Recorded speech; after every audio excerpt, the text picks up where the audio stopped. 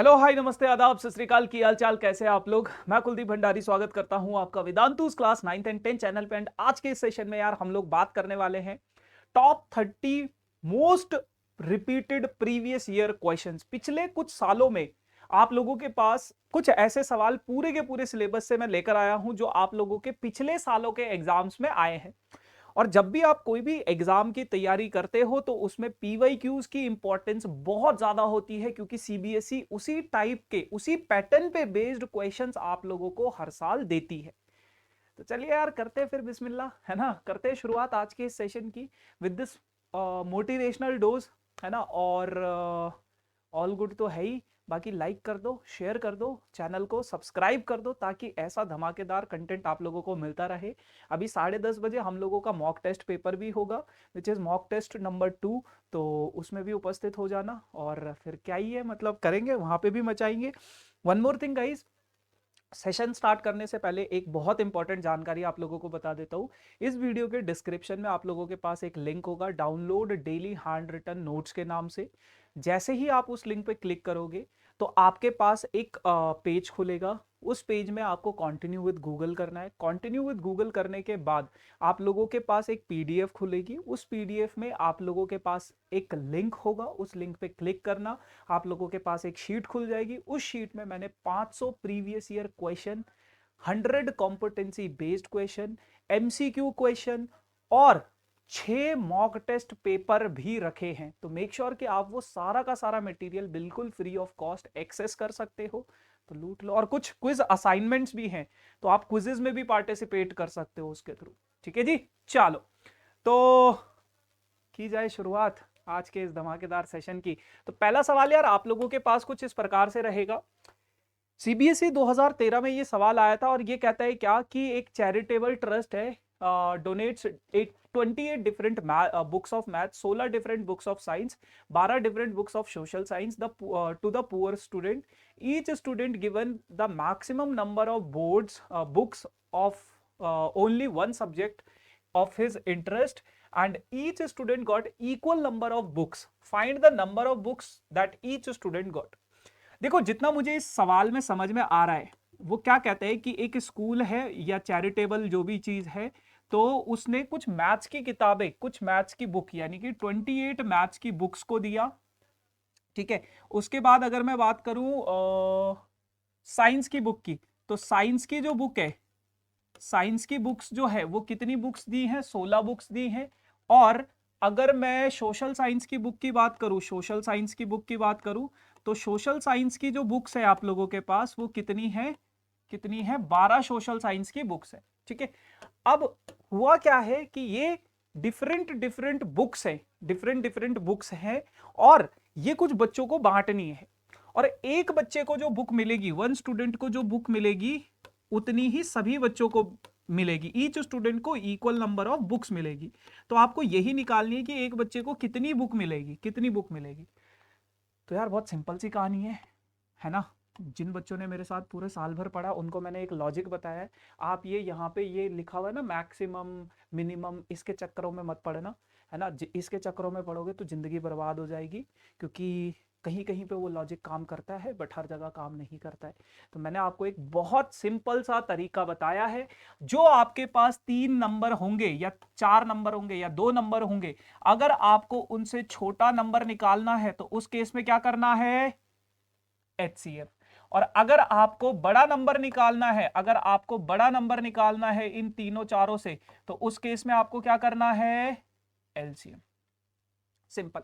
तो एक बच्चे को जो बुक मिलेगी वो 28 से बड़ी होगी या छोटी होगी, 16 से ज्यादा होगी या कम होगी, 12 से ज्यादा होगी या कम होगी। ऑब्वियस सी बात है, एक बच्चे को तो 12 से कम किताबें मिलेंगी ना, तभी तो बाकी के बच्चों को, अब मान लो 12 की 12 किताबें एक ही बच्चे को दे देंगे तो बाकी के बच्चे क्या करेंगे, शक्ल थोड़ी ना देखेंगे। तो छोटा नंबर निकालना है, और छोटा नंबर जब भी हमें निकालना होता है तो उस केस में क्या करना है, हमें एचसीएफ। तो इन तीनों का एचसीएफ निकाल लो भैया। एचसीएफ इन तीनों का बहुत आसान है, 28, 16 और 12 का एचसीएफ। तो वो किसके बराबर होगा,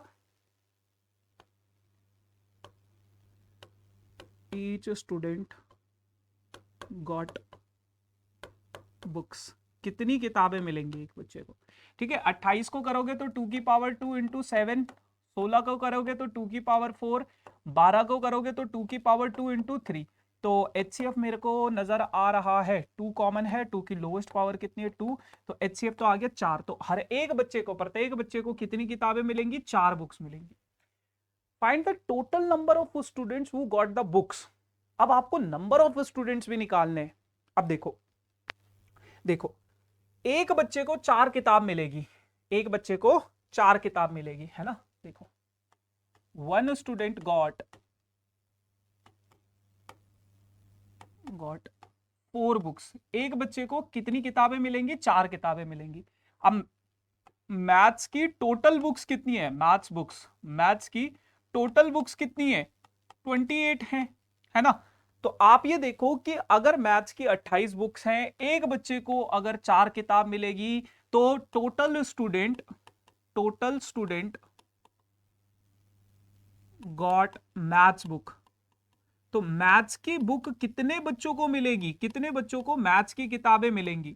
तो आप कहोगे क्या 28/4, 28/4 कितना हो जाएगा, 7 हो जाएगा, है ना। तो मैथ्स की किताबें कितने बच्चों को मिलेगी, 7 बच्चों को। ये तो आप इंडिविजुअली हर एक उसका कर सकते हो। ऐसे ही सोशल की साइंस की किताबें कितने बच्चों को मिलेगी, 16/4 यानी कि 4 बच्चों को। SST की किताबें कितने बच्चों को मिलेंगी, 12/4 यानी कि 3 बच्चों को, है ना। तो ऐसे ही आप इंडिविजुअल तो निकाल सकते हो और आप टोटल भी निकाल सकते हो कि टोटल बुक्स हैं कितनी, 28, 16 और ये कितना हो गया आप लोगों के पास, 12। तो ये भी हो जाएगा 18, 28 और 28 कितना हो जाएगा बेटा, 56 हो जाएगा, है ना। टोटल बुक्स 56 है। 56 एक बच्चे को 4 मिल रही है, तो 56 को 4 से डिवाइड कर दो, तो ये आ जाएगा आप लोगों के पास कितना, 14 किताबें। इनको भी ऐड करोगे, 7 और 3 10 और 4 14। ऐसे भी निकाल सकते हो। इंडिविजुअल बुक्स निकालनी है, एक बच्चे को मैथ्स की किताब कितने बच्चों को मिलेगी वो भी निकाल सकते हो, टोटल भी निकाल सकते हो आप। ठीक है जी, चलो आ जाओ। Prove that 7 + 4 √5 is an irrational number given that √5 is an irrational number. आपको ये गिवन है, ये इरेशनल नंबर है, तो प्रूव करने की जरूरत नहीं है ना। और 2 मार्क्स का भी सवाल है, तो प्रूव करने की जरूरत नहीं है। बाकी तो ये आप कर ही लोगे आई गेस, है ना, कर लोगे आई गेस। चलो अगला सवाल find the value of k such that the polynomial x² - k + 6 * x + 2 * k - 1 has the sum of its zeros equal to half of their product। कह रहे कि आप लोगों के पास कोई क्वाड्रेटिक इक्वेशन है, कोई क्वाड्रेटिक पॉलिनोमियल है, x² - k + 6 * x, है ना, प्लस 2 * 2k - 1। ये आप लोगों के पास एक पॉलिनोमियल है, और इस पॉलिनोमियल में आपको क्या बोला गया है, सम ऑफ इट्स जीरोस। मान लो इसके 2 जीरोस हैं, एक है अल्फा और एक है बीटा, तो alpha plus beta is equals to half of their product. Alpha plus beta is equals to half of their product. बस बेटा अल्फा प्लस बीटा क्या होता है, ये आपको दिया गया है, -b/a होता है, half of their product. Product alpha into beta क्या होता है, a से a कट गया, तो -b is equals to half of 2c हो जाएगा, हाफ ऑफ c हो जाएगा, इधर आ जाएगा तो -2b is equals to c हो जाएगा। अब बेटा यहाँ पे b कितना है, a कितना है, a तो 1 है, b कितना है, k + 6 है, -k + 6।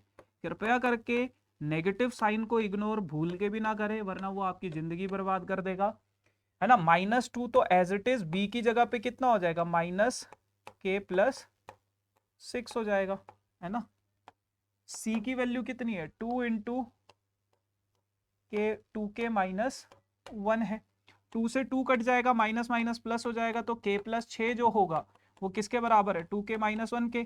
k उधर चला जाएगा, -1 इधर आ जाएगा, तो 6 + 1 2k - k, तो ये हो जाएगा 7 इज इक्वल्स टू k की वैल्यू आ गई 7। क्या बोलती है पब्लिक, है ना।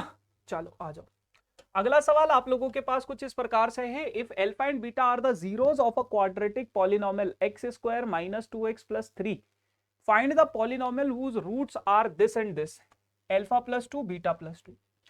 कह रहे कि आप लोगों के पास एक क्वाड्रेटिक पॉलिनोमियल है बेटा, क्वाड्रेटिक पॉलिनोमियल है x² - 2x + 3। ये आपके पास एक क्वाड्रेटिक पॉलिनोमियल है। इस क्वाड्रेटिक पॉलिनोमियल में दो जीरोस हैं, एक है अल्फा और एक है बीटा। ठीक है, find a polynomial whose roots are this and this. अब आपको यह बताना है कि एक ऐसा पॉलिनोमियल जिसके रूट्स ये हो, जिसके जीरोस ये हो। तो यार आपको पता है कोई भी क्वाड्रेटिक पॉलिनोमियल होता है वो क्या होता है, x square minus sum of zeros into x plus product of zeros. यही होता है ना, प्रोडक्ट ऑफ जीरोस, यही होता है। ठीक है, अब अगर इसमें मैं थोड़ा सा देखूं तो एक्स स्क्वायर के से भी मल्टीप्लाई करते हैं, बाय द वे के इस केस में मैंने 1 मान लिया। X square minus sum of zeros, पहला जीरो क्या है alpha plus 2 plus beta plus 2, दूसरा जीरो ये है, into x plus product of zeros क्या हो जाएगा, alpha plus 2 into beta plus ये हो जाएगा। अब उसके बाद क्या है बिटवा, x square minus alpha plus beta 2 plus 2 क्या हो जाएगा 4 हो जाएगा, into x plus alpha into beta alpha beta plus alpha into 2 2 alpha plus beta into 2 2 beta plus 2 into 2 कितना हो जाएगा 4 हो जाएगा, ये हो जाएगा। थोड़ा सा और अगर मैं कार्यवाही करूं, थोड़ा सा अगर और मैं इस पे अभी तक मैंने इसको छेड़ा ही नहीं है ना, क्योंकि मैं बस इसको सॉल्व कर रहा हूं। मुझे ये तो पता होना चाहिए ना कि मुझे निकालना क्या है एग्जैक्टली, तभी तो हम आगे की प्रोसेस को कर पाएंगे। मैंने बस फंडा लगाया है कि ये मुझे निकालना है, बस वैल्यूज बस खोल रहा हूं, बस मैं ब्रैकेट्स खोल रहा हूं, इसको सॉल्व कर रहा हूं और कुछ नहीं। एल्फा प्लस बीटा प्लस 4 ये तो एज इट इज छोड़ दो, into x plus alpha into beta को भी अकेला छोड़ दो, प्लस इन दोनों से 2 कॉमन आ रहा है, कॉमन ले लो, ब्रैकेट के अंदर बच गया एल्फा प्लस बीटा प्लस। अब हम आगे की बात करेंगे, आगे की बात क्या करेंगे बेटा, आगे की बात यहां से करेंगे। इससे अब हमारे कुछ सवाल और जवाब होंगे कि भैया एल्फा प्लस बीटा क्या होता है, ये बोलेगा माइनस बी अपॉन ए होता है। तो अगर मैं एल्फा प्लस बीटा यहां से निकालने की कोशिश करूं, बी कितना है -2 है, साइन का ध्यान कृपया करके जरूर रखें। तो एल्फा प्लस बीटा कितना आ गया बेटा 2 आ गया। अब अगर मैं पूछूं एल्फा इंटू बीटा कितना हो गया, तो ये कहेगा सी अपॉन ए हो जाएगा। तो एल्फा इंटू बीटा की वैल्यू, सी की वैल्यू कितनी है 3 है, ए कितना है 1 है, तो एल्फा इंटू बीटा कितना हो जाएगा, जब कोई बात बिगड़ जाए, जब कोई मुश्किल पड़ जाए, एल्फा प्लस बीटा कितना है 2 plus 4 into x plus alpha into beta कितना है 3 प्लस 2, एल्फा प्लस बीटा कितना है 2 प्लस एक्स स्क्वायर माइनस 4 और 2 6 6x प्लस 3 प्लस 4 प्लस 4। तो इसको थोड़ा सा और सॉल्व करोगे तो ये हो जाएगा x square minus 6x plus 8 और 3 11, ये हो जाएगा।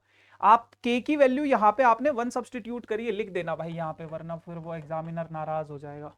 ठीक है, मार्क्स काट रहेगा इतनी चीजों की। ठीक है भाई, तो इस टाइप का सवाल भी आ जाता है कभी कभार आप लोगों के पास। अब अगला सवाल है कि ये एक पॉलिनोमियल है, इस पॉलिनोमियल में ये इस इक्वेशन को सेटिस्फाई कर रहा है, तो k की वैल्यू निकालो। कुछ नहीं करना है, बहुत सिंपल सी कहानी है। आपको पता है alpha square plus beta square का फॉर्मूला क्या होता है, alpha square plus beta square का फॉर्मूला होता है एल्फा प्लस बीटा का whole square minus 2 alpha beta. अच्छा, जहां तक मेरे को ये याद आ रहा है यार, यही सेम सवाल हमने कल वाले सेशन में भी किया था, अगर आपने देखा होगा तो यही सेम सवाल था आई गेस, है ना। तो ये इसका फॉर्मूला होता है जहां पे k की वैल्यू 2 आती है। तो ये आज कैसे आ गया, चलो कोई बात नहीं, दे दिया होगा कंटेंट टीम में।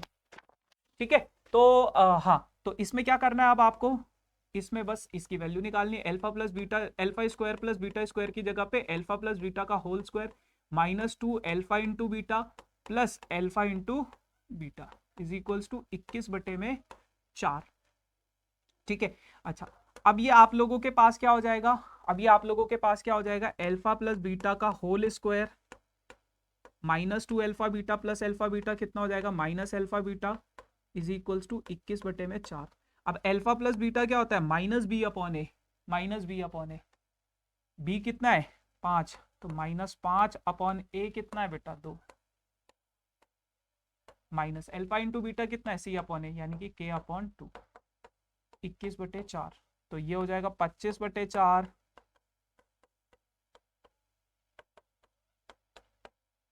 -k/2 उधर भेज दो, इसको इधर भेज दो, तो ये आ जाएगा आप लोगों के पास 25/4 minus 21/4 is equals to k/2।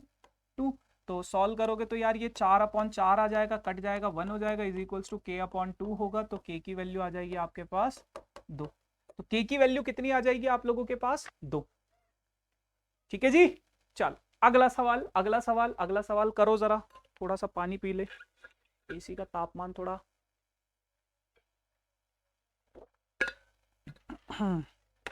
कम कर दे, बहुत गर्मी लग रही है।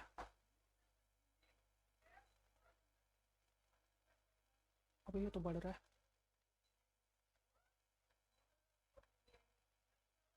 ठीक है चलो आ जाओ। On comparing the ratio, this find the whether the representing linear equation intersect the point parallel या फिर coincidence है। बहुत सिंपल सी कहानी है यार, आपको ये बताना है कि ये जो इक्वेशन है लाइन की, ये आपको किस तरीके का, क्या नेचर है इसका। तो आप a1/a2 निकाल लो यार। सबसे पहले a1/a2, a कितना है 6 है, a2 कितना है 2 है, तो ये आ गया आपके पास कितना बेटा 3 आ गया। फिर आप निकाल लो b1/b2 निकाल लो। b1 कितना है भैया -3 है, b2 कितना है -1 है, तो ये कितना आ गया, ये भी 3 आ गया। फिर आप निकाल लो यार c1/c2, c1 कितना है बेटा 10 है, c2 कितना है 9 है। तो क्लियरली दिख रहा है कि a1/a2 is equals to b1/b2 but does not equals to c1/c2, does not equals to c1/c2। तो यहां से हमें समझ में आ गया है क्या, कैसा सॉल्यूशन होगा इसका, मैनी सॉल्यूशन नहीं, sorry, no solution, parallel lines. ठीक है भाई, चलो आगे बढ़ते हैं, आगे बढ़ते हैं, आगे बढ़ते हैं अगले सवाल की तरफ। अगला सवाल आपके पास कुछ इस प्रकार से कुछ कह रहा है, और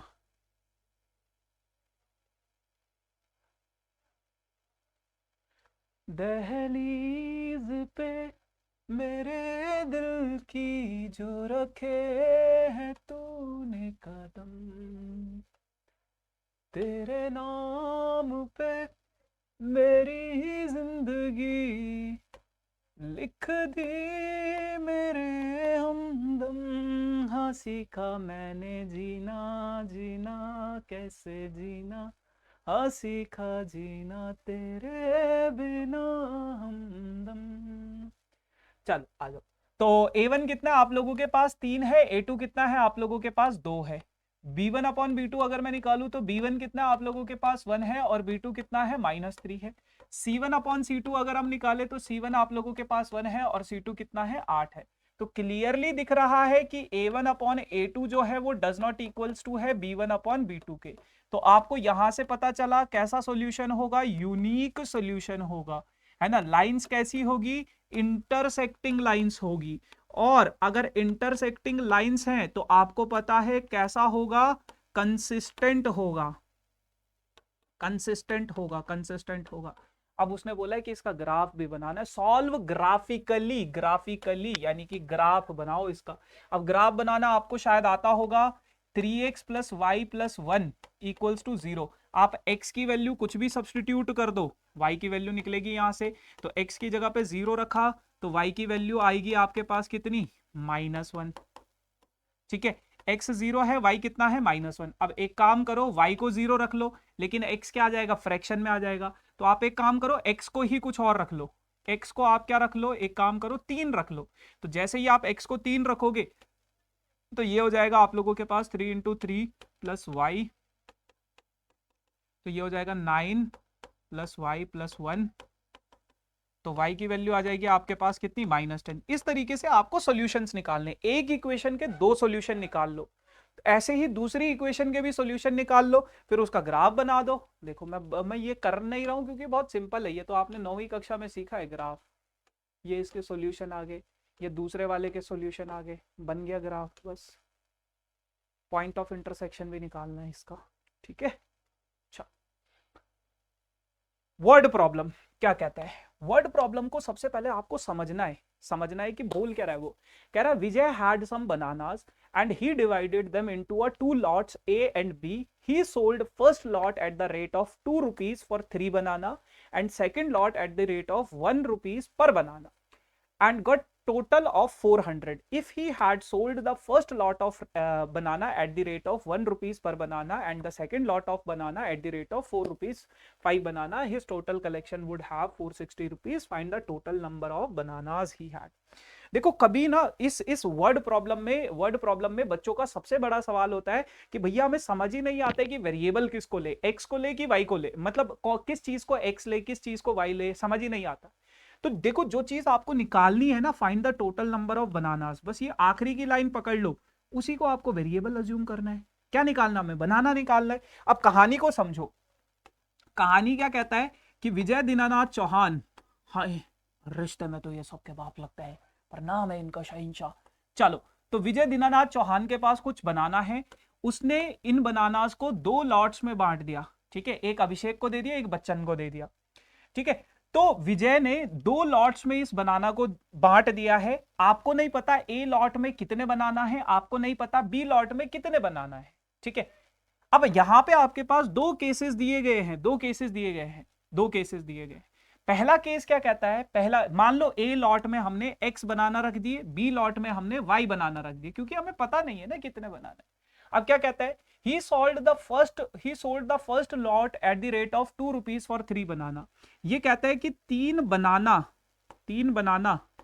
2 रुपए के बेचे, 3 बनाना 2 रुपए के बेचे इन्होंने फर्स्ट वाले लॉट को, है ना। तो टोटल तो एक्स बनाना है, उसका निकालना पड़ेगा, वो अभी हम कार्यवाही करेंगे। और यहां पे किस रेट से बेचा उन्होंने, पर बनाना, एक बनाना को कितने रुपए में बेचा, 1 रुपए में बेचा।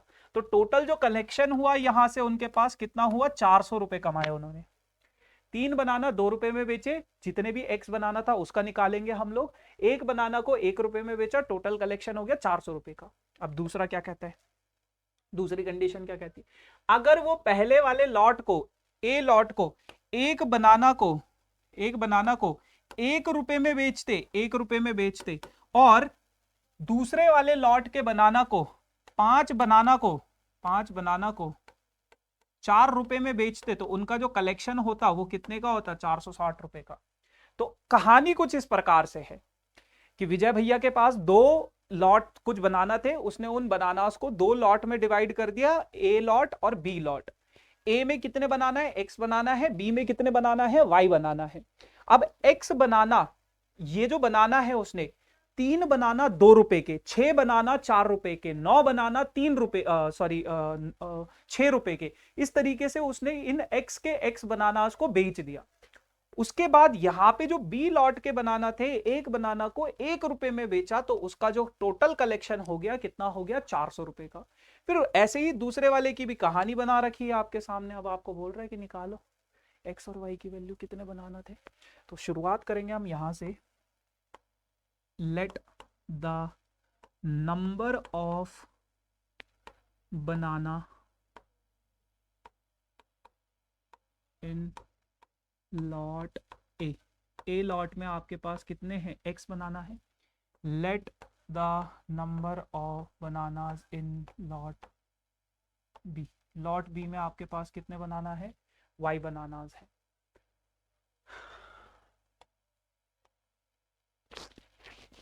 ऑल इज वेल, ठीक है। अब अकॉर्डिंग टू क्वेश्चन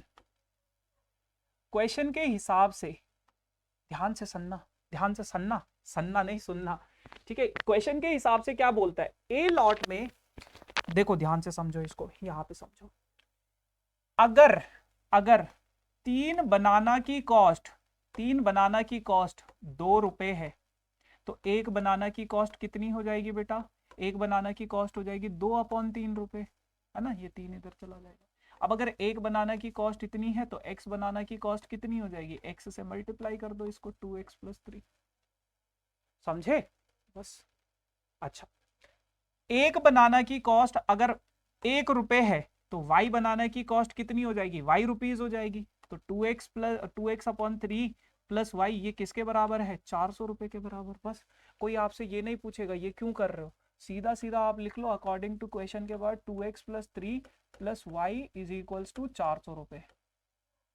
ठीक है भैया, इसको थोड़ा सा सॉल्व करोगे तो 2x प्लस 3y एलसीएम लोगे अगर तो divided by 3 is equals to 400 रुपए। और ये यहाँ से आप लोगों के पास अच्छी खासी एक इक्वेशन आ जाएगी, 2x plus 3y is equals to 4 तिया 12, 1200 रुपए। एक इक्वेशन बन गई। ठीक है, कोई ये नहीं बोलेगा ये क्यों किया है, आपको समझ में आता है तो सवाल जवाब कोई नहीं करने वाला, अकॉर्डिंग टू क्वेश्चन लिख देना बस। ठीक है, अच्छा अब इधर आ जाओ। एक बनाना की कॉस्ट अगर 1 रुपए है तो x बनाना की कॉस्ट कितनी हो जाएगी, x रुपए हो जाएगी। अब एक बनाना की कॉस्ट अगर 4 रुपए है, सॉरी 5 बनाना की कॉस्ट अगर 4 रुपए है तो एक बनाना की कॉस्ट कितनी हो जाएगी, 4/5 रुपए, है ना। अच्छा अब अगर एक बनाना की कॉस्ट 4/5 रुपए है तो y बनाना की कॉस्ट कितनी हो जाएगी, y बनाना की कॉस्ट हो जाएगी 4y/5, है ना। तो बस दोनों को ऐड कर दो तो ये हो जाएगा आपके पास x plus 4y/5 is equals to 460। थोड़ा सा सॉल्व करोगे, 5 into X 5x plus 4 into Y 4y divided by 5 is equals to 460।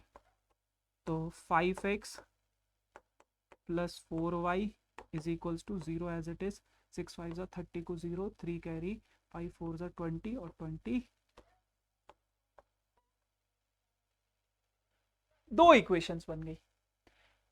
अब ये जो दो इक्वेशंस है बिटवा, इन दोनों इक्वेशंस को सॉल्व कर लो यार, क्या ही दिक्कत है। एलिमिनेशन सब्स्टिट्यूशन जो भी आपको ठीक लगता है कर लोगे, अब इसके आगे तो कर लोगे भाई, इतना तो पढ़ा होगा साल भर कि कैसे इनको काटना है पीटना है। एलिमिनेशन मेथड मैं प्रेफर करता हूं जनरली, आप लोग भी एलिमिनेशन मेथड ही प्रेफर करना। ठीक है जी, चलो तो करोगे तो x की वैल्यू आ जाएगी 300 और y की वैल्यू आ जाएगी आपके पास 200, तो टोटल कितने बनाना हो जाएंगे, 500 बनाना हो जाएंगे। ठीक है, चलो आ जाओ अगला सवाल। अगला सवाल क्या कहता है, the difference of two numbers is 5 and the difference of their reciprocal is 1/10। बहुत इंपॉर्टेंट सवाल है, बहुत बार ऐसे देखो आपके पास वर्ड प्रॉब्लम में एज वाले क्वेश्चन, ट्रेन वाले क्वेश्चन, स्पीड डिस्टेंस टाइम वाले, basically up stream down stream वाले सवाल, और वो भी speed distance and time, and number वाले सवाल, ऐसे नंबर्स वाले ये आपके पास आते ही आते हैं। तीनों में से कोई ना कोई एक टाइप का सवाल आएगा ही आएगा, किसी ना किसी बच्चे के सेट में तो जरूर आएगा ऐसे टाइप के सवाल। चलो कह रहे हैं कि भैया दो नंबर है तो बताओ कौन से दो नंबर है। Let the two numbers be X and Y. X और वाई दो नंबर है और यहां पे मेंशन भी कर दो कि एक्स जो है वो वाई से बड़ा है, यहां पे मेंशन भी कर दो x जो है y से बड़ा है, क्योंकि कभी भी अगर डिफरेंस की बात आती है तो बड़े वाले नंबर को आगे लिखते ना, अगर आप y माइनस एक्स लिख दोगे तो वो गलत हो जाएगा। तो according to question, according to सवाल क्या बोला गया है कि दोनों नंबर्स का जो डिफरेंस है वो कितना है बेटा, दोनों नंबर्स का जो डिफरेंस है that is what, that is 5, that is 5। दोनों नंबर्स का जो डिफरेंस है that is what, that is 5 and the difference of their reciprocal, और ये जो नंबर्स हैं x और y इनका रेसिप्रोकल क्या हो जाएगा 1/x और 1/y। इनके रेसिप्रोकल का जो डिफरेंस है वो कितना हो जाएगा 1/10 हो जाएगा। आपको दोनों नंबर्स निकालने आओ समझते हैं। देखो एक कहानी है जो सबको सुनानी है, x की वैल्यू यहां से निकालनी है, x की वैल्यू आ जाएगी ये यहां पे सब्स्टिट्यूट कर दो। बहुत सारे बच्चे सोचेंगे कि ये reducible pair of linear equations है, ये reducible pair of linear equation नहीं है बेटा, क्वाड्रेटिक इक्वेशन है। आओ समझाते हैं कैसे। तो ये हो जाएगा आपके पास सीबीएसई ने जानबूझ के ये reducible pair of linear equation वाला कॉन्सेप्ट डिलीट किया है, क्योंकि उनको पता है ये कॉन्सेप्ट क्वाड्रेटिक इक्वेशन में यूज होगा, तो इसलिए उन्होंने यहां से हटाया इसको। एक मतलब क्वाड्रेटिक में सीख लेंगे बच्चे, ठीक है ना, क्वाड्रेटिक से नहीं हटाया क्योंकि वहां पे तो बहुत मुश्किल बन जाती है इक्वेशन। तो x की जगह पे हमने क्या सब्स्टिट्यूट, अच्छा x की जगह पे तो 5 + y सब्स्टिट्यूट करना है ना,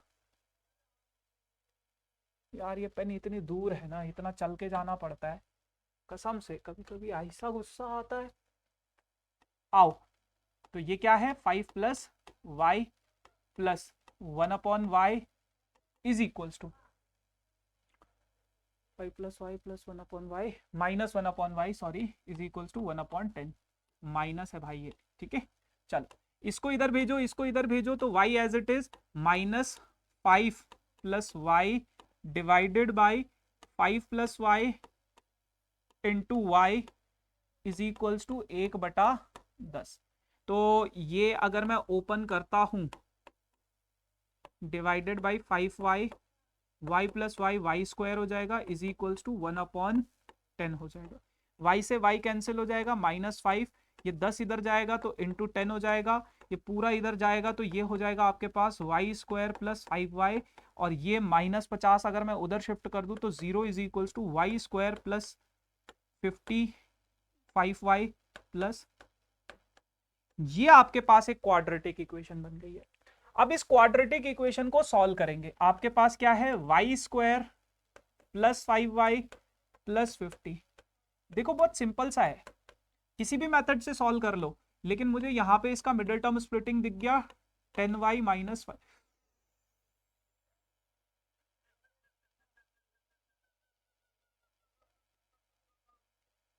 कुछ गड़बड़ हुई है दोस्तों यहाँ पे।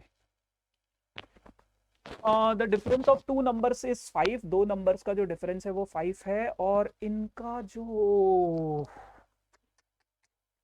हम्म अब समझो क्या गड़बड़ हुआ है। जनरली बच्चा इसी तरीके से सॉल्व करेगा इसको, है ना, जनरली बच्चा इसी तरीके से सॉल्व करेगा, और खासकर मेरी आदत है कि जब मैं क्वाड्रेटिक इक्वेशन बना देता हूं उसके बाद मैं छोड़ देता हूं, बोल देता हूं खुद सॉल्व कर लो, लेकिन ये गलत बन गई है। अब समझना कि क्या गलती हुई है, सवाल देख लिया आपने, अब समझो कि गलती क्या हुई है, ठीक है। गलती ये हुई है कि आपके पास दो नंबर से x और y, x अगर बड़ा है y से तो पहली इक्वेशन तो बन गई आपके पास x minus y is equals to, जब भी डिफरेंस की बात आएगी तो बड़ा नंबर आगे लिखा जाता है ना, बड़ा माइनस छोटा लिखा जाता है, क्योंकि अगर छोटे को हम आगे लिख लेंगे तो वो फिर क्या तभी वो आपके पास पॉजिटिव नंबर देगा, अदरवाइज वो नेगेटिव नंबर दे देगा। मान लो 5 है, 5 माइनस 3 अगर मैं करता हूं तो 2 आता है, 5 है, इसका रेसिप्रोकल कर दो 1/5, इसका रेसिप्रोकल कर दो 1/3।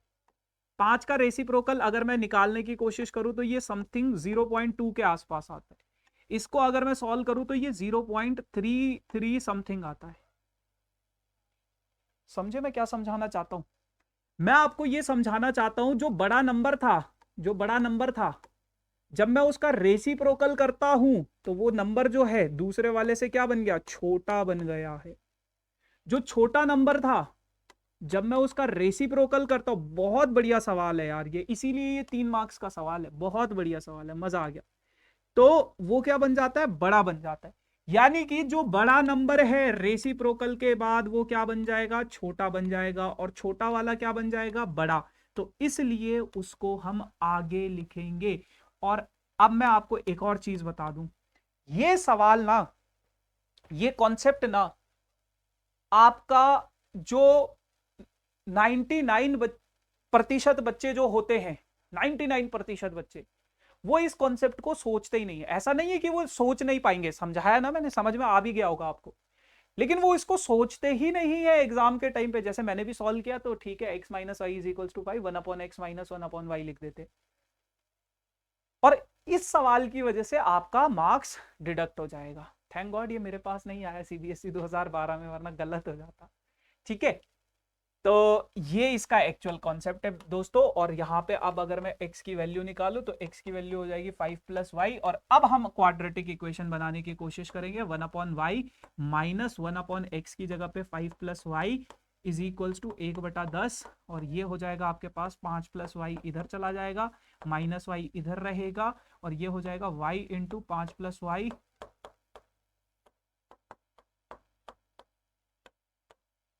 ओ सॉरी y से y कैंसिल, तो ये बन जाएगा आपके पास क्या, 5/5y plus y square is equals to 1/10, cross multiply कर दो तो ये आ जाएगा इधर 50, is equals to y square plus 5y, 50 उधर जाएगा, 0 is equals to y square plus 5y minus 50।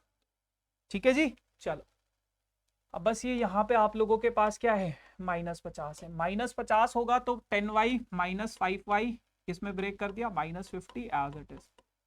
Quadratic, ये आपको तब समझ में आता है जब आप क्वाड्रेटिक इक्वेशन बनाते ना और इसका आंसर नहीं निकलता, तो आपको समझ में आता है कि यार कुछ तो गड़बड़ हुई है, और फिर इस क्वेश्चन में बहुत टाइम वेस्ट हो जाता है, क्योंकि मोस्ट ऑफ द स्टूडेंट को वो समझ ही नहीं आता कि मैंने गड़बड़ क्या करी है। अब -5 अगर मैं कॉमन ले लूं तो y प्लस 10 आ जाएगा आपके पास, इज इक्वल्स टू 0। ठीक कर रहे हैं भाई? तो y माइनस 5 बन गया एक, और एक बन गया y प्लस 10 बन गया। तो एक नंबर तो आपके पास क्या हो जाएगा बेटा, y की वैल्यू कितनी आ जाएगी, 5 आ जाएगी, और यहां से y की वैल्यू कितनी आ जाएगी, -10 आ जाएगी। तो आई थिंक उसने ऐसा तो कुछ नहीं बोला है कि पॉजिटिव ही होना चाहिए, नंबर तो नेगेटिव भी हो सकता है, तो दोनों कंसिडर कर सकते हैं हम लोग, है ना। देखते हैं इन्होंने solution. I don't know why this -10 is rejected. -10 ideally reject होना नहीं चाहिए, क्योंकि चलो एक बारी ना मतलब सब्सटीट्यूट करके देखते हैं -10। तो x की वैल्यू कितनी आ जाएगी, x की वैल्यू आ जाएगी आप लोगों के पास कितनी, क्या थी यार x की वैल्यू, y प्लस 5 थी ना, तो x की वैल्यू आ जाएगी -10 प्लस 5 यानी कि -5 आ जाएगी। x की वैल्यू आ जाएगी आपके पास -5। अब इनका रेसिप्रोकल करके देखते हैं, y का वैल्यू कितना है, -10 माइनस -5, माइनस माइनस तो ये प्लस हो जाएगा, -1/10 प्लस 1/5, एलसीएम लूंगा तो 10 आएगा, तो -1 प्लस 2। हाँ, तो आइडियली आपका नेगेटिव वाला नंबर भी कैंसिल नहीं होना चाहिए, रिजेक्ट नहीं होना चाहिए। अगर वो ऐसा लिखता the difference of two positive numbers, actual में सवाल ये होना चाहिए था, तभी हम नेगेटिव वैल्यूज को नेग्लेक्ट करेंगे, बट यहां पे नेग्लेक्ट नहीं होगा भाई ये, ठीक है ना। इन्होंने सॉल्यूशन में नेग्लेक्ट कर रखा है, बट होगा नहीं ये नेग्लेक्ट, रिजेक्ट होगा नहीं। ठीक है, चलो आ जाओ अगला सवाल। कहता है कि 3, 7, 11, 15 up to 200 is 200 any term of the sequence.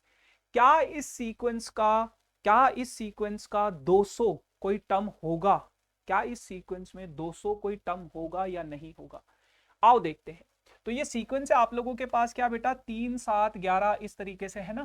तो 200 आपको बताना है कि क्या इस सीक्वेंस में कोई टर्म होगा या नहीं होगा। तो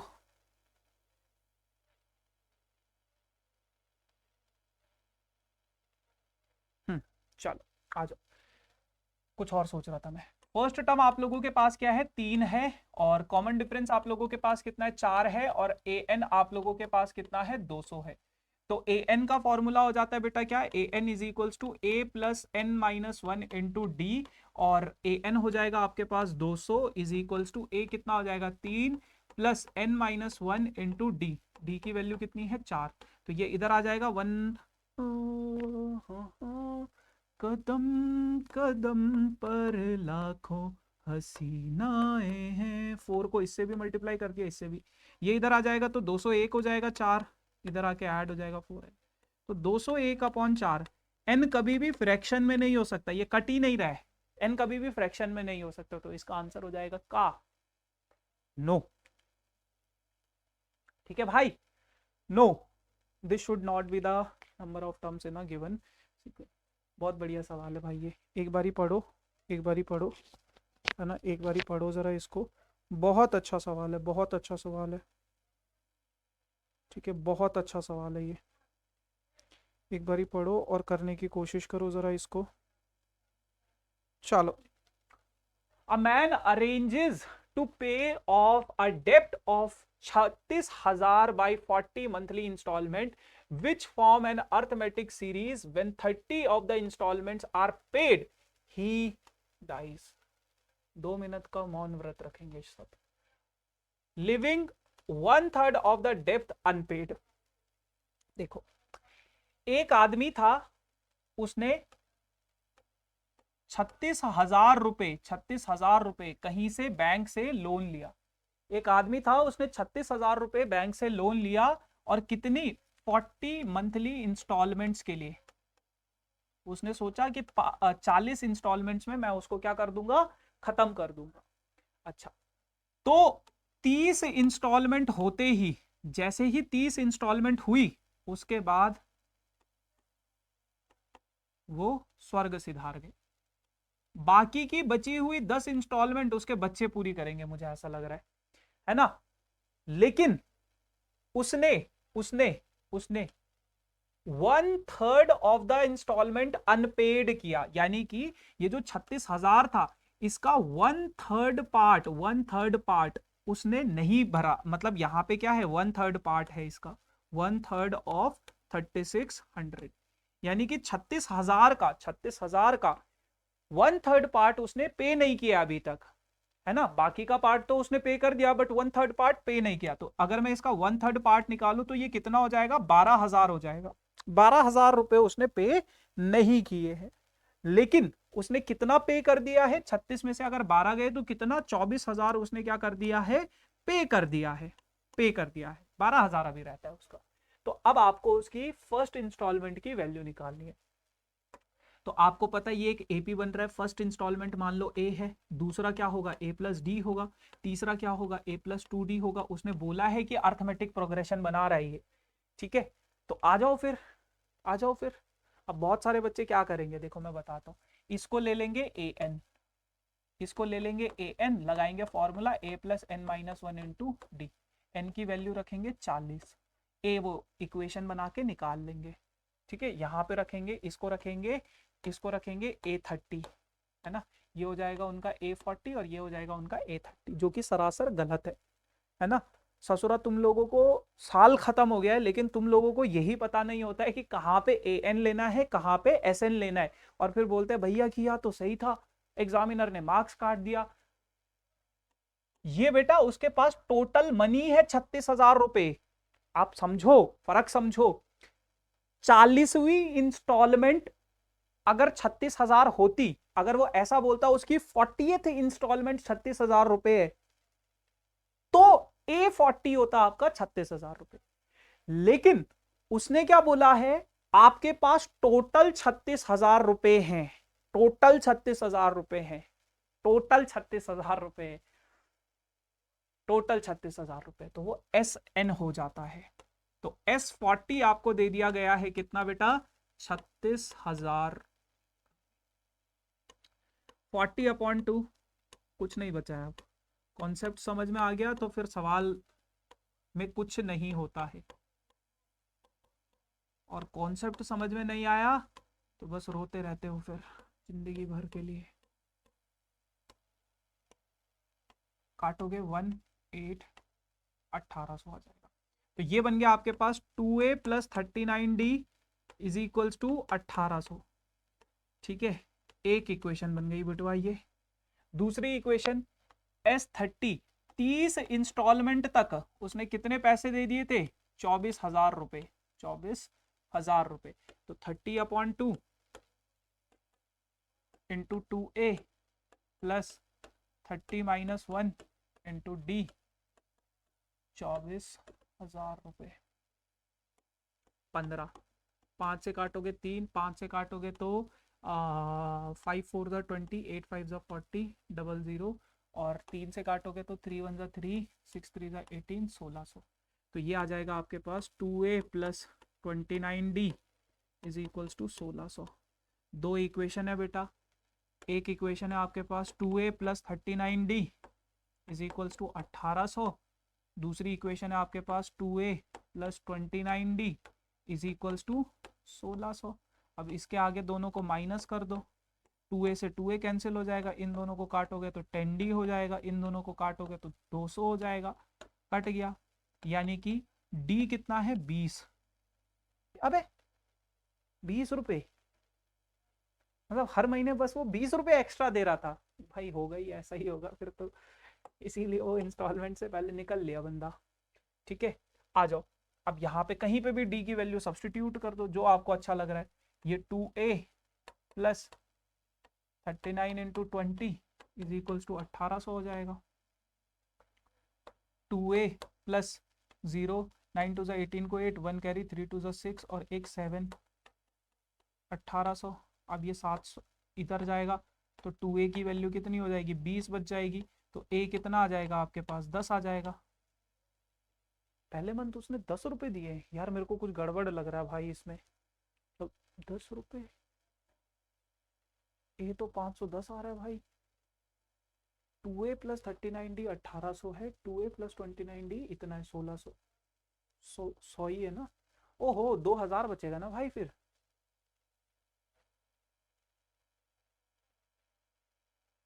नहीं नहीं 2000 कैसे बचेगा भाई, डी का वैल्यू आ गया 20।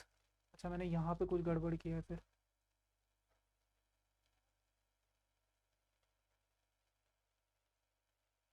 9 टू 18 को 8, 1 कैरी, 3 टू 6 और 7, 17 लिख दिया मैंने। ठीक है ना। तो ये 780 उधर जाएगा, बस 780 उधर जाके माइनस हो जाएगा, तो ये आपके पास 510 आ जाएगा। 1020 बच जाएगा, ये 780 उधर जाएगा तो 1020 बच जाएगा, इज इक्वल्स टू 2a, तो 510 बन जाएगा ये। ठीक है, ये है आपके पास। आ जाओ, find the sum of all 3 digit natural number which are multiple of 11। 11 के मल्टीपल के जितने भी 3 डिजिट्स के नेचुरल नंबर है, आपको उनका सम निकालना है। तो सबसे पहला 3 डिजिट के नंबर्स ना, 3 डिजिट्स के नंबर, तो 3 डिजिट का पहला नंबर जो 11 का मल्टीपल होगा कौन सा होगा, चलो देखते हैं। सबसे पहला 3 डिजिट का नंबर कौन सा है बेटा, 1000 है, 1000 है ना। और आखिरी 3 डिजिट का नंबर कौन सा है, 999 है। 1000 तो खैर 4 डिजिट हो गया। 100 सबसे पहला नंबर कौन सा है, 100। अब बच्चे क्या करेंगे, 100 फिर 101, 102, 103 इस तरीके से करेंगे। ऐसा नहीं करना होता है, डिवाइड करो 100 को 11 से। 100 को अगर मैं 11 से डिवाइड करूंगा, 11 9 जा 99 बचेगा, और कितना हो गया ये 1 बच गया। ठीक है, 1 बच गया, 11 9 जा 99 और 1 बच गया। ठीक, अब ये जो 1 है बेटा, इस 1 को 11 से सब्ट्रैक्ट कर दो, कितना बचेगा, 10 बचेगा। और ये जो 10 बचा है इसको यहां इस 100 में ऐड कर दो। फिर से समझो, कभी भी, अब देखो एक चीज को समझो, आपने 11 को 100 से डिवाइड किया, 100 तो 11 से डिविजिबल नहीं है। तो यहां से आपको एक चीज पता चलेगी कि अब जो नंबर होगा 101, यानी कि 100 से बड़ा नंबर मुझे निकालना है। तो कभी भी अगर बड़ा नंबर निकालना है, जो रिमाइंडर बचता है उसको जिससे आप डिवाइड कर रहे हो उससे सब्ट्रैक्ट करो, कितना बचा 10, और उस 10 को जिसमें आपने डिवाइड किया उसमें ऐड कर दो। तो 110 वो पहला नंबर होगा जो 100 से 11 से डिविजिबल होगा। फिर 121 आएगा, फिर ऐसे करते करते बहुत सारे नंबर। अब 999 की बात करते हैं। 999 क्या ये 11 से डिविजिबल है, 11 9 जा 99, ये तो हो गया, लेकिन 0 आएगा, ये इससे डिविजिबल नहीं है। तो जो रिमाइंडर बच गया उसको इससे सब्ट्रैक्ट कर दो। अब क्योंकि आप इससे बड़ा नंबर थोड़ी ना निकालना, अब तो आपको छोटा नंबर निकालना है। छोटे नंबर के केस में जो रिमाइंडर है वही इससे माइनस कर दो। बड़े नंबर के केस में जो रिमाइंडर है इन दोनों का डिफरेंस इससे माइनस करना होता है। ठीक है, तो लास्ट नंबर हो जाएगा 990। अब इसका सम निकालना भाई, क्या निकालना है, सम निकालना है। तो सम के लिए आपको नंबर ऑफ टर्म्स पता होनी चाहिए। तो सबसे पहले नंबर ऑफ टर्म्स निकाल लो। तो सबसे पहले क्या करोगे आप, ए एन के फॉर्मूले से नंबर ऑफ टर्म्स निकालोगे। A n is equal to a plus n minus 1 into d हो जाएगा। ए एन कितना आपके पास 990, ए कितना आपके पास 110, प्लस एन हमें निकालना है -1 इंटू डी। डी कितना है बेटा 11 है, ये इधर भेजोगे तो ये हो जाएगा 880 divided by 11 is equals to n minus 80। तो ये हो जाएगा 81 is equals to n. N की वैल्यू कितनी आ गई 81, यानी कि कितनी टर्म्स है टोटल आप लोगों के पास, 81 टर्म्स है। तो अब अगर आप लोगों के पास 81 टर्म्स है तो एस 81 निकाल लो। 81 अपॉन 2 इंटू 2a, ए कितना है 110 प्लस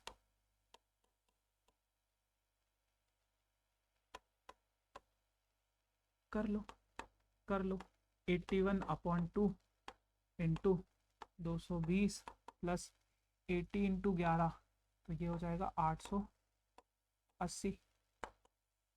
81 अपॉन 2 इंटू ये हो जाएगा 900, 900 और 11 कितना हो जाएगा 1100 हो जाएगा, है ना।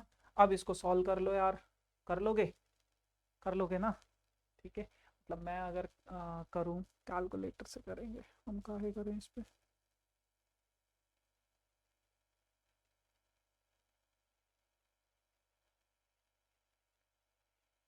एट्टी वन इंटू, तो 44550, 44550 आ जाएगा। ठीक है, ठीक है जी। चलो अब ये सवाल करो जरा आप लोग, मैं 2 सेकंड में आया।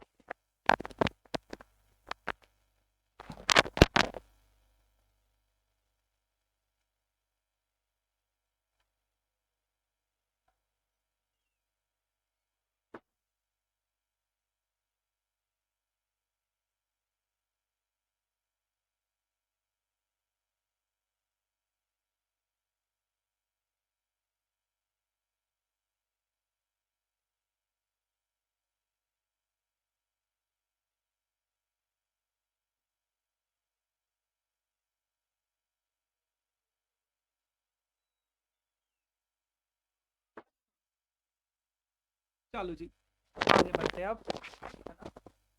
तो 50 मिनट हो गए हम लोगों को पढ़ते पढ़ते। हे भगवान, कब ये हमारे एग्जाम खत्म होंगे, कब हम छुट्टी मनाएंगे। ये एग्जाम होते ही क्यों है, इन्हें तो होना ही नहीं चाहिए।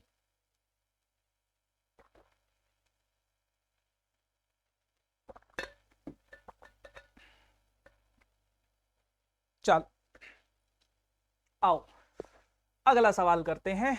अगला सवाल क्या कहता है, in the given figure C B Q R C A P R A Q आपको दे रखा है। अच्छा ए भगवान, पैरेलल, पैरेलल ए क्यू दे रखा है आपको 12 सेंटीमीटर, ए आर आपको दे रखा है, ए आर आपको दे रखा है 20 सेंटीमीटर, पीबी आपको दे रखा है कितना, पीबी आपको 15 दे रखा है, सी क्यू आपको दे रखा है 15, और आपको पीसी और बी आर निकालना है। कुछ नहीं करना, ये लाइंस अगर आपस में पैरेलल हैं तो एक चीज को समझो कि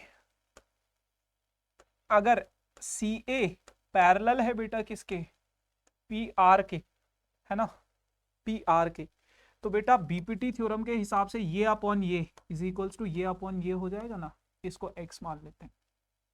तो बीपीटी थ्योरम के हिसाब से 12/20 इज इक्वल्स टू 15/x हो जाएगा। ठीक है, 4 से काटोगे 4 3, 5 से काटोगे, इसको काटोगे 3 5, x इधर आएगा, ये इधर आएगा, तो x का वैल्यू आ जाएगा कितना बेटा 25। तो ये तो आ गया हमारे पास कितना 25। अब इसको y मान लेते हैं, फिर दोबारा से बीपीटी लगाओ, ये दोनों लाइंस पैरेलल हैं, ये दोनों लाइंस पैरेलल हैं, तो 25/15 जो होगा वो किसके बराबर होगा बेटा, 15/y के बराबर होगा।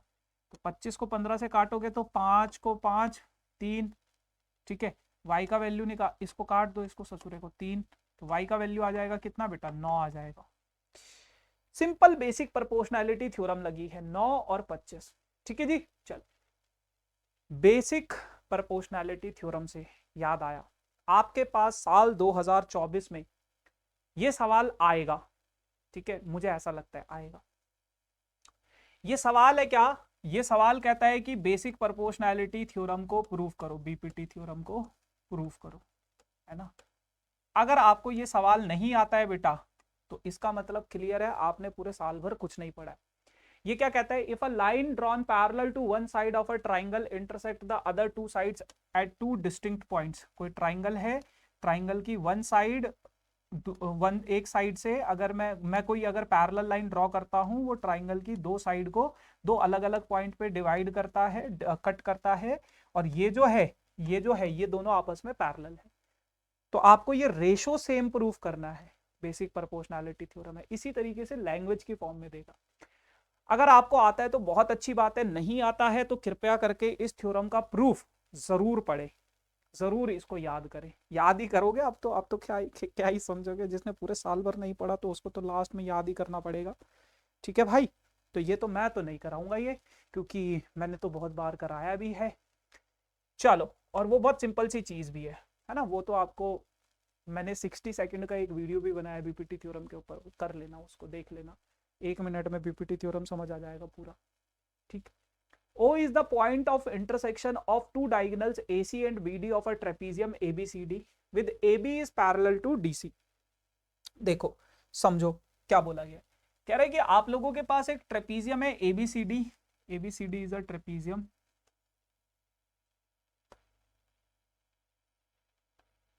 है ना। तो ये हो जाएगा ए, ये हो जाएगा बी, ये हो जाएगा सी, और ये हो जाएगा डी। ठीक है, क्या बोला गया।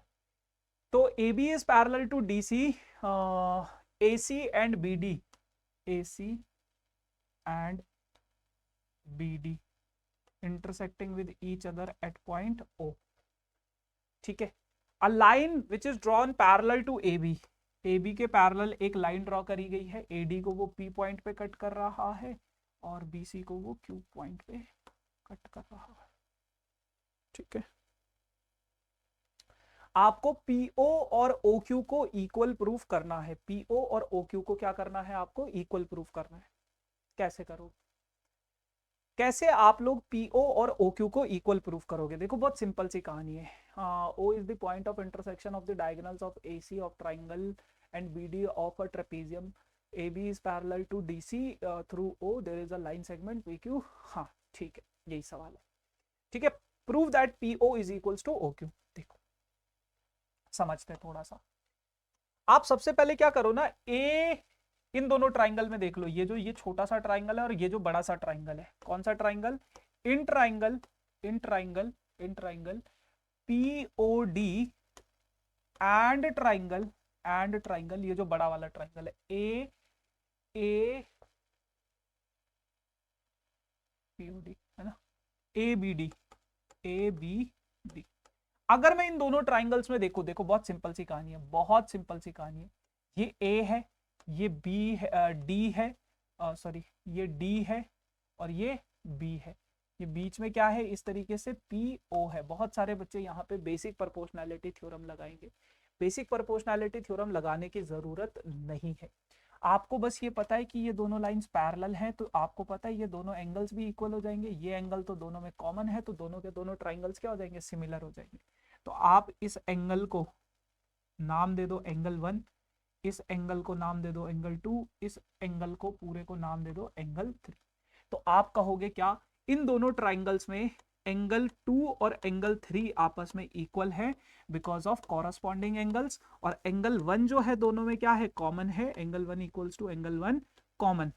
ठीक है, फिगर में जरूर मेंशन करना कौन सा एंगल 1 है, वरना वो बच्चे भूल जाते हैं। POD is similar to the triangle ABD। तो यहां से मुझे एक चीज पता चलता है कि ये दोनों के दोनों ट्राइंगल्स क्या है, सिमिलर है एंगल एंगल क्राइटेरिया से। ठीक है भाई, अच्छा अब अगर ये दोनों ट्राइंगल्स आपस में सिमिलर होंगे तो इनकी कॉरस्पॉन्डिंग साइड्स का रेशो सेम होगा। तो आप बोलोगे क्या, PD upon AD, PD upon AD, ठीक है, is equals to OD upon OD upon BD पूरा का पूरा is equals to PO upon AB। ये हो जाएगा, है ना, क्योंकि अगर दो ट्राइंगल्स आपस में सिमिलर हैं तो इनकी कॉरस्पॉन्डिंग साइड्स का जो रेशो होगा वो क्या हो जाएगा, बराबर हो जाएगा। इतनी बात मुझे समझ में आ गई। ठीक है, इतनी बात अगर समझ में आ गई है तो अब आपको सिमिलरली इधर वाले ट्राइंगल में भी आ जाना है। सिमिलरली आप कहोगे क्या, सिमिलरली सिमिलरली सिमिलरली आपके पास ट्राइंगल OCQ, OCQ या COQ कुछ भी लिख लो, COQ जो होगा वो सिमिलर हो जाएगा ट्राइंगल, ट्राइंगल COQ CAB। दोनों के दोनों ट्राइंगल उसी क्राइटेरिया एंगल एंगल क्राइटेरिया से सिमिलर हो जाएंगे। तो यहां से हमें पता चलता है क्या, CO अपॉन CA जो होगा वो बराबर हो जाएगा किसके बेटा, OQ अपॉन AB, वो बराबर हो जाएगा किसके बेटा, CQ अपॉन CB। ये तीनों रेशोज क्या हो जाएंगे, इक्वल हो जाएंगे, ये तीनों रेशोज क्या हो जाएंगे, इक्वल हो जाएंगे। ठीक है, अब आप एक चीज को समझो,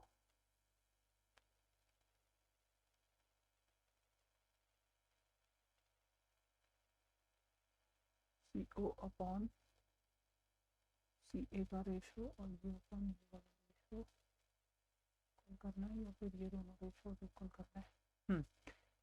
अब यहाँ पे बीपीटी का भी कॉन्सेप्ट लगेगा। ठीक है, बहुत अच्छा सवाल है एंड मेरे को तो बहुत अच्छा, यहाँ पे इन दोनों को अगर मैं सिमिलर करूँ तो D O upon B O is equals to, but B D चाहिए ना हमें, बी डी ऐड करके हो जाएगा। ठीक है, ऐसे भी कर सकते हो, बीपीटी के कॉन्सेप्ट से भी अब आप आगे सॉल्व कर सकते हो और सिमिलैरिटी के कॉन्सेप्ट से भी। यहां तक करने के बाद अब आपको क्या करना है, आपके पास ये ट्रेपीजियम था, ये ट्रेपीजियम था, है ना, ये था ए, ये था बी, ये था सी, इसीलिए भाई कितने 5 मार्क्स का, हाँ वही मैं कहूँ 5 मार्क्स से कम नहीं होना चाहिए ये, वरना मैं इसको यहीं पे छोड़ देता। ये बीच में आप लोगों के पास ओ, ध्यान से सुनो, अगर मैं अपने इस वाले ट्राइंगल और इस वाले ट्राइंगल को ऊपर, सॉरी इस वाले ट्राइंगल और इस वाले ट्राइंगल को देखूं, in triangle A O B and triangle C O D, अगर इन दोनों ट्राइंगल्स में देखा जाए, मान लो ये एंगल ए है, ये एंगल बी है, तो क्या एंगल ए और angle B alternate interior angles नहीं होंगे? आप बोलोगे बिल्कुल होंगे। क्या ये एंगल एक्स और angle y vertically opposite angle नहीं होंगे? एंगल एक्स बराबर एंगल वाई के वर्टिकली ओपोजिट एंगल। जिनको ऐसे एक्स और वाई अच्छे नहीं लगते वो पूरा नाम लिख सकते हैं, सी ओ डी, ए ओ बी, बी ए ओ, डी सी ओ, इस तरीके से आप लिख सकते हो। ठीक है ना, अगर आपको ये चीज नहीं चमकता है तो मैं बस कॉन्सेप्ट समझा रहा हूं आपको, है ना, कैसे करना है। अब बेटा यहां से मुझे पता चल गया कि यार ये दोनों के दोनों triangle A O B is similar to the triangle C O D, angle criteria से सिमिलर हो गए। तो सिमिलर है तो इनकी कॉरस्पॉन्डिंग साइड्स का ratio A O upon C O जो होगा वो B O upon D O के इक्वल होगा।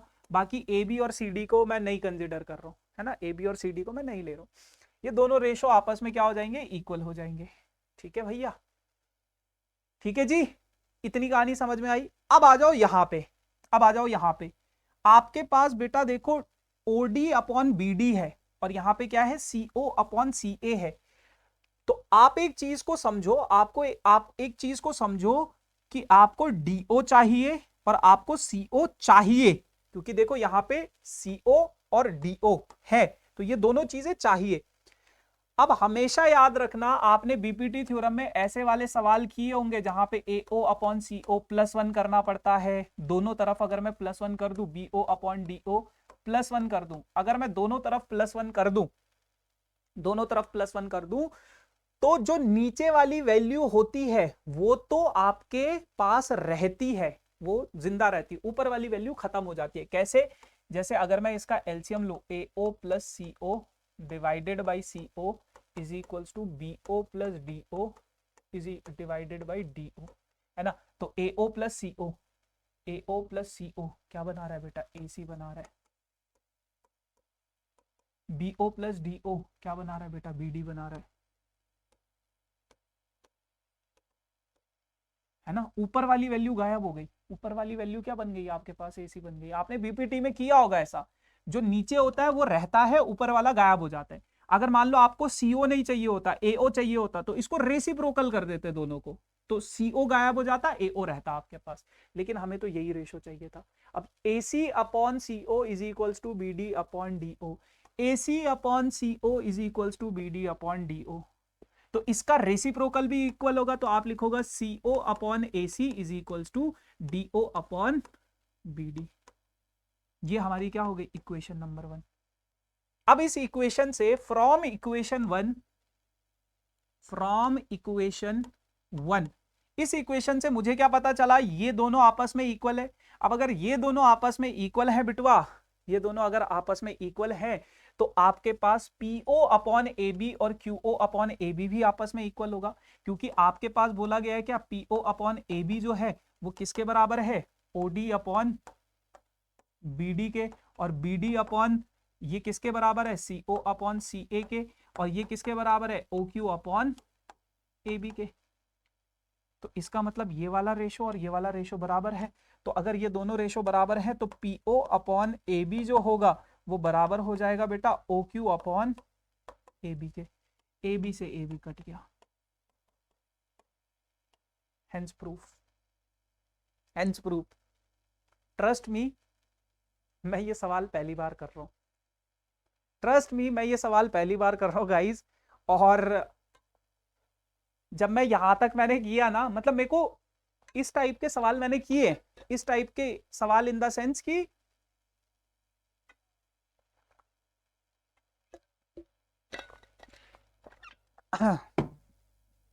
जब मैंने ये सवाल रीड किया ना, तो मेरे को लगा वो सिंपल जैसे एनसीईआरटी में ट्रेपीजियम वाले क्वेश्चन है वैसा होगा, लेकिन जब मैंने इस सवाल को करना स्टार्ट किया, देन आई रियलाइज कि भाई यहाँ पे तो कुछ और ही मामला है ना।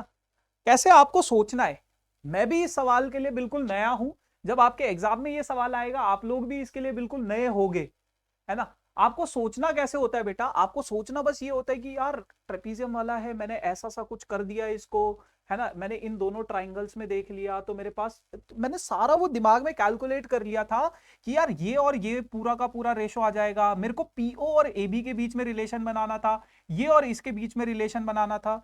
इस तरीके से सोचना पड़ता है, आपको सोचना पड़ता है, और वो सिर्फ तभी आपके दिमाग में आता है जब आप बहुत सारे क्वेश्चंस की प्रैक्टिस करते हो तो। ठीक है, तो अच्छा सवाल था, इट्स अ गुड क्वेश्चन। समझ में नहीं आया, वीडियो में थोड़ा सा पीछे जाओ, इसको समझो, आ सकता है ऐसा सवाल स्टैंडर्ड मैथ्स वालों के लिए, बेसिक वालों के लिए नहीं है ये। चलो, अब आप लोगों के पास ऐसे वाले सवाल है कोऑर्डिनेट ज्योमेट्री के, जो मुझे सबसे खराब चैप्टर मुझे कोऑर्डिनेट ज्योमेट्री लगता है, डिस्टेंस फार्मूला पे बेस्ड, जब मुझे ऐसे डिस्टेंस निकालना पड़ता है इनका, बहुत बेकार। Do the points this this and this form a triangle, if so name the type of triangle. आपको ये बताना है कि क्या ये ट्राइंगल के कोऑर्डिनेट्स हैं कि नहीं है। तो ए के कोऑर्डिनेट्स है आपके पास 3,2, बी के कोऑर्डिनेट्स है बेटा आपके पास -2, -3, और सी के कोऑर्डिनेट्स क्या है आपके पास, सी के कोऑर्डिनेट्स हैं 2,3। तो सबसे पहले आप लोग क्या निकालोगे, ए बी निकालोगे।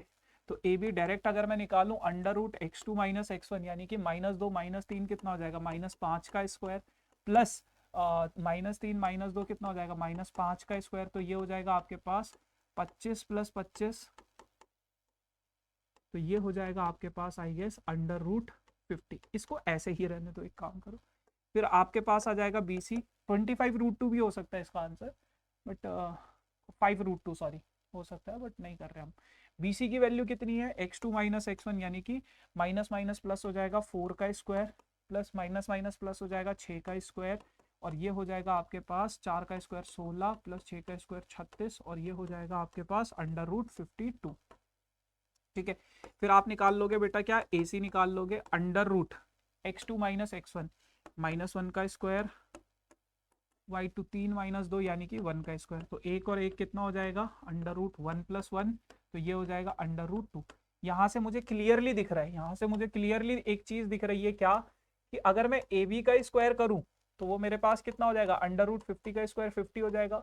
BC का स्क्वायर करूं तो ये कितना हो जाएगा, √52 का स्क्वायर कितना हो जाएगा, और AC का स्क्वायर करूं तो ये मेरे पास कितना हो जाएगा, 2 हो जाएगा। तो आपको यहां से एक बात समझ में आ गई कि AB square plus AC square जो है वो किसके इक्वल है, BC स्क्वायर के इक्वल है। तो ये कब होता है, therefore ABC is a right angle triangle, ये राइट एंगल ट्राइंगल है। ठीक है जी, चलो, शो दैट 2, -2 ये and these are the vertices of a rectangle, ये किसी रेक्टेंगल के वर्टिसेस है, ऐसा वो बोल रहा है। अगेन डिस्टेंस फॉर्मूला, तो क्या करें यार, आ जाता है ऐसे सवाल ना, छोड़ भी नहीं सकते। ये A है बेटा, ये B है बेटा, ये C है, ये D है। या तो क्लॉकवाइज में लिखो ABCD या फिर एंटी क्लॉकवाइज में लिखो, लेकिन ये नहीं कि A इधर B इधर, ऐसा नहीं होना चाहिए, गड़बड़ हो जाएगा। 2, 2, 2, -2 एक्चुअली। ठीक है, B के कोऑर्डिनेट्स 14, 10, C के कोऑर्डिनेट्स 11, 13 एंड D के कोऑर्डिनेट्स -1, 1। देखो रेक्टेंगल आपके पास क्या होता है, ओपोजिट साइड इक्वल होती है, जिसकी ओपोजिट साइड इक्वल होती है तो वो रेक्टेंगल होता है। अब ओपोजिट साइड तो पैरेललोग्राम की भी इक्वल होती है, तो आपको क्या करना है, आपको इसके डायगोनल भी इक्वल प्रूफ करने हैं, ओपोजिट साइड इक्वल और डायगोनल इक्वल प्रूफ करने हैं। ठीक है, तो ओपोजिट साइड सबसे पहले आप क्या निकालोगे, ए बी निकाल लो, ए बी निकाल लो। ए बी कितना हो जाएगा, x2 - x1 14 - 2 यानी कि 12 का square, plus 10 - 2 minus minus plus हो जाएगा 12 का स्क्वायर, तो ये हो जाएगा बेटा कितना आपके पास 144 + 144 ये हो जाएगा आपके पास 12√2 सॉल्व करोगे तो, है ना। कभी भी अगर ऐसे दो नंबर्स एक साथ आ जाते तो एक को बाहर निकाल लो, √2 लिख लो बस। बीसी निकालते, बीसी कितना हो जाएगा आपके पास 14 माइनस 11 यानी कि 3 का स्क्वायर प्लस 10 माइनस 13 यानी कि 3 का स्क्वायर, तो इसका हो जाएगा आपके पास 3√2। कभी भी ऐसे दो नंबर्स होते हैं तो तीन, एक बाहर, यही सेम नंबर बाहर लिख लो अंडर रूट के अंदर। ये सीडी निकाल लो। सीडी में क्या हो जाएगा 11 माइनस माइनस माइनस प्लस हो जाएगा तो 12 का स्क्वायर प्लस 13 माइनस 1 यानी कि 12 का स्क्वायर, तो ये भी हो जाएगा आपके पास 12√2। ठीक है, डायरेक्ट ऐसे लिख सकते हो आप, इसको डायरेक्ट ऐसे लिख सकते हो, ऐसा नहीं है कि नहीं लिख सकते। अब आप निकाल लो एडी।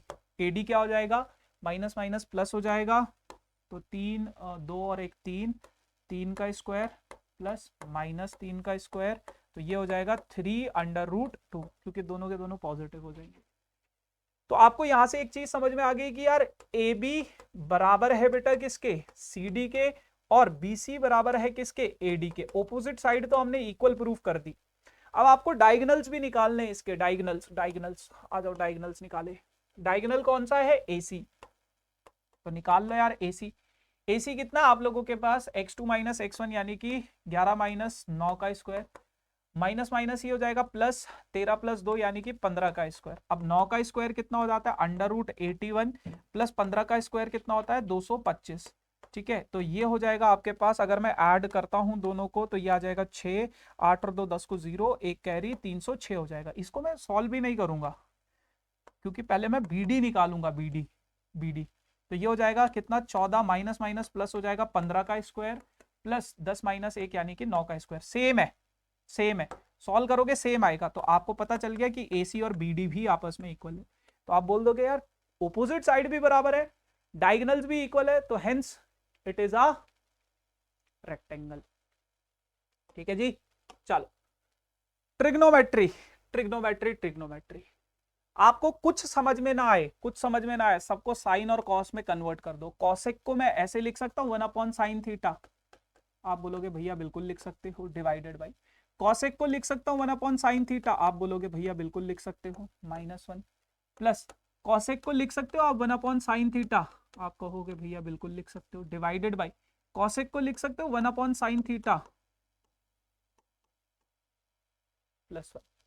सॉल्व कर लो, 1/sin theta as it is divided by sin theta, 1 minus sin theta divided by sin theta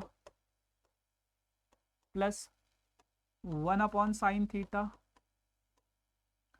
divided by 1 plus sin theta divided by sin theta, sin theta से sin थीटा, sin थीटा से sin theta, तो ये हो जाएगा 1/1 minus sin theta plus 1/1 plus sin theta. ठीक है जी, इसको solve कर लो, बस हो गया खत्म। इसको अगर मैं सॉल्व करूंगा तो ये हो जाएगा आपके पास कितना, क्रॉस इसको इधर तो ये इधर आ जाएगा 1 plus sin theta plus 1 minus sin theta divided by 1 minus sin theta into 1 plus sin theta, 1 minus sin theta into 1 plus sin theta. ठीक है, sin थीटा से sin theta cancel, 2 divided by 1 minus sine square theta, a square minus b square बन रहा है, तो ये बन जाएगा 2/cos स्क्वायर थीटा, क्योंकि 1 माइनस साइन स्क्वायर थीटा की वैल्यू क्या होती है cos स्क्वायर थीटा, और 2 इंटू 1/cos स्क्वायर थीटा, और cos स्क्वायर थीटा क्या होता है 1/cos स्क्वायर थीटा क्या होता है सीकेंट स्क्वायर थीटा, तो 2 सीकेंट स्क्वायर थीटा। ठीक है जी, चलो आ जाओ जी, आ जाओ। अगला सवाल आप लोगों के पास एरियाज रिलेटेड टू सर्कल से है, और ये सवाल क्या कहता है, the minute hand of a clock is 10 centimetre long, find the area of the face of the clock described by the minute hand from 9 AM to 9:35। ये अभी 9 AM हो रहा है, और ये आपके पास 9:35 पे जब सुई जाएगी, अच्छा इधर नहीं जाएगी, इधर जाएगी कहीं पे, तो आपको ये निकालना है कि कितना एरिया उसने क्लीन किया, कितना मतलब एरिया इसने कवर किया। तो आप सबसे पहले एक चीज को समझो, आपको ये पता होना चाहिए कि 60 मिनट्स में जो एंगल कवर होता है पूरा का पूरा कितना होता है, 360 डिग्री का होता है, 360। तो 1 मिनट का जो एंगल होगा आप लोगों के पास वो कितना हो जाएगा, 60 से कैंसिल करोगे तो 6 डिग्री आ जाएगा, 6 डिग्री। अब 1 मिनट का अगर एंगल है 6 डिग्री तो 35 मिनट का एंगल कितना होगा, 35 इंटू 6, और 35 को 6 से मल्टीप्लाई करूंगा तो ये आ जाएगा आपके पास 210 डिग्री। तो ये एंगल पता चल गया 210 है, तो बस एरिया निकाल लो, theta upon 360 into pi r. R कितना है बेटा, 10 सेंटीमीटर लॉन्ग है, 10 into 10, theta upon 360 into pi r square. 7 3 जा 0 से 0, 12, 12, 3 से काटोगे तो 3 से नहीं कटेगा, 4 से काटोगे तो 3 कटेगा, 4 से काटोगे यहाँ पे ये बच जाएगा आपके पास 5 और 5, 25 इंटू 22 कर दो, 25 इंटू 22 डिवाइडेड बाई 3, तो 25 दूनी 50, 25 दूनी 50, 550 आ जाएगा, 550 अपॉन 3 आ जाएगा सेंटीमीटर स्क्वायर या फिर मीटर स्क्वायर, जो भी दे रखा है आपको। ठीक है जी, चलो डेसिमल्स में निकालोगे तो 183 पॉइंट इतना आ जाएगा। A petrol tank is a cylinder of base diameter 21 centimeter and length 18 centimeter is fitted with a conical end each of axis 9 centimeter. Determine the capacity of a tank. कह रहे कि एक tank है बेटा, एक petrol tank है जिसका बीच वाला पोर्शन आपको दिया गया है कैसा, सिलेंड्रिकल, और इधर कौन है और इधर कौन है। ठीक है, तो ये दे रखा है। अच्छा, कौन कॉल कर रहा है हमको, काहे कॉल कर रहा है कोई हमको।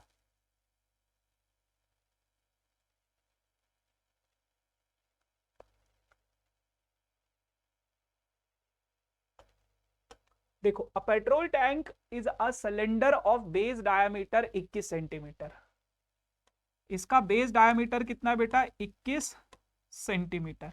ठीक है, लेंथ कितनी है, 18 सेंटीमीटर, 18 सेंटीमीटर। और ये जो कोनिकल एंड है इनका एक्सिस, एक्सिस यानी कि ये लेंथ हाइट आपको दे रखी है कितनी, 9 सेंटीमीटर। ये भी कितना होगा, 9 सेंटीमीटर। ये चीज बताई गई है। Determine the capacity of a tank. देखो, कभी भी अगर कैपेसिटी की बात आती है तो आपको वॉल्यूम निकालना होता है, volume, volume of a tank. और वॉल्यूम बहुत सिंपल है, वॉल्यूम में क्या करना है, वॉल्यूम ऑफ कोन, जितनी भी शेप्स आपको नजर आ रही है उन सबका वॉल्यूम ऐड कर दो, अगर ऐड हो रहा है तो। अगर सब्ट्रैक्ट हो रहा होता, कुछ निकाल रहे होते तो वॉल्यूम सब्ट्रैक्ट कर लेते, वॉल्यूम ऑफ कोन दूसरा वाला और प्लस वॉल्यूम ऑफ सिलेंडर। अब देखो, आओ, वॉल्यूम ऑफ कोन होता है आपके पास 1/3 पाई आर स्क्वायर एच। दूसरे वाले कोन का वॉल्यूम भी होगा same 1/3 pi r square h. दोनों की हाइट सेम है, रेडियस सेम है, तो यही नोटेशन रखूंगा। इसका होगा आपके पास पाई आर स्क्वायर एच 2, है ना। रेडियस तो सेम है बट हाइट अलग है, तो पाई आर स्क्वायर सब में कॉमन आ रहा है, यहां पे बचेगा h/3, यहां पे बचेगा h/3, यहां पे बचेगा बस आपका h2, है ना। तो वैल्यूज pi r square as it is, h/3 यानी कि 2h/3 प्लस h2। अब बस इनकी वैल्यू सब्सटीट्यूट कर दो। पाई का वैल्यू कितना है भाई, पाई का वैल्यू है 22/7। रेडियस कितना है आप लोगों के पास, रेडियस डायमीटर अगर 21 है तो रेडियस हो जाएगा 21/2 इंटू 21/2, और ये हो जाएगा आपके पास 2h। हाइट ऑफ कोन कितना है, 2 इंटू 9/3 प्लस h2 कितना है भाई, 18 है। कुछ नहीं करना है, काटो, 11 इंटू 3 इंटू 21/2, काटोगे इसको 3 तो ये हो जाएगा आपके पास 3 दूनी 6, 18 और 6 कितना हो जाएगा 24।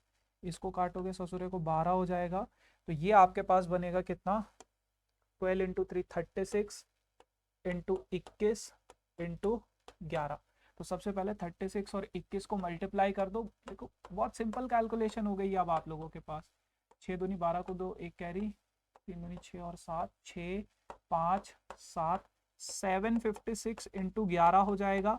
11 से किसी भी नंबर को मल्टीप्लाई करते हैं, आखिरी वाला एज इट इज, 7 और 5 11 को एक कैरी, 7 और 5 12 और 13 को 3, एक कैरी, 7 और 1 8, इतना सेंटीमीटर क्यूब, सेंटीमीटर या मीटर चेक कर लेना।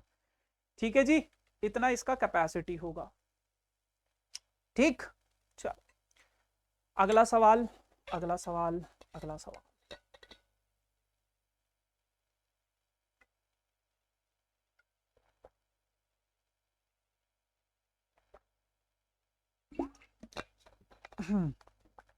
हाँ, a tent is of the shape of right circular cylinder up to a height of 3 meter and then becomes a right circular cone with maximum height of itna above the ground. Calculate the cost of painting inner side of tent at the rate of 2 rupees per square meter if the radius of the base is 14 meter. कह रहा है क्या, कह रहा है कि एक tent है, is in the shape of a right circular cylinder. Shape बनाना जरूरी है भाई। एक टेंट है, राइट सर्कुलर सिलेंडर है, ऊपर उसके कोन रखा है। अब क्या क्या बातें बोली गई है, a tent is of the shape of a right circular cylinder of height 3 metre. Right circular cylinder की हाइट कितनी है, 3 मीटर है। And then becomes a right circular cone with the maximum height of,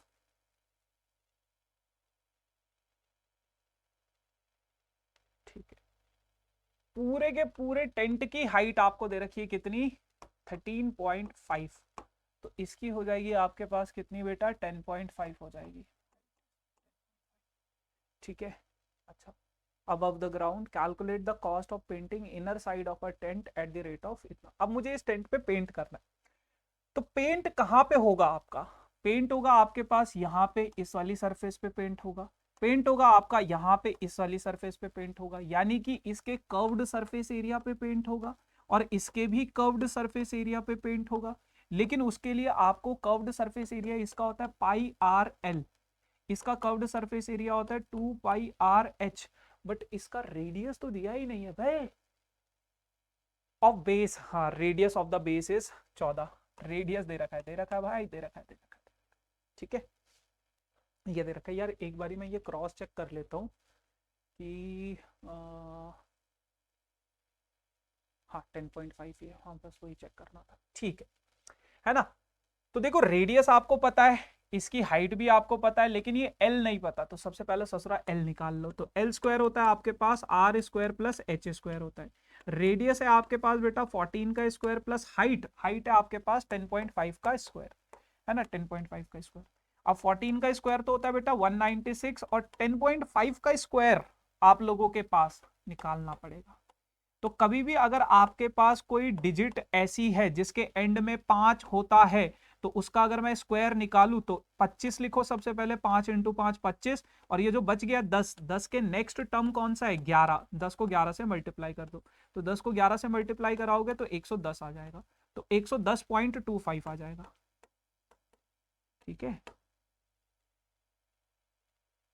calculation tricks. ठीक, आ जाओ। अब अगर इनको मैं ऐड करूं, इन दोनों को अगर मैं ऐड करूं तो ये हो जाएगा 6, 9 और 1 10 को 0, एक कैरी 2 और 3, 306.25 आ जाएगा। आई होप ठीक किया होगा मैंने कैलकुलेशन, 306.25। अब बच्चों का ना सबसे बड़ा डाउट यही होता है कि भैया अब इसका अंडर रूट कैसे निकाले। अब सब सिखाएंगे तुमको, सब सिखाएंगे आज। ठीक है जी, आ जाओ, कैसे निकालोगे। देखो बहुत सिंपल सी कहानी है, बहुत सिंपल सी कहानी है। आ जाओ यहाँ पे, आपके पास क्या है, आपके पास है 306.25, 306.25। सबसे पहले तो ये डेसिमल हटा दो, नीचे आ जाएगा आपके पास 100, इसका अंडर रूट निकालना। अब यार ये 100 का स्क्वायर रूट तो कितना हो जाता है, 10 हो जाता है ना। तो ये तो सॉर्टेड है अपने पास। ये जो 306.25 अपने पास बच गया है, 306 सॉरी 306 और 25 ये बच गया है जो। ठीक है, एक सेकेंड ना,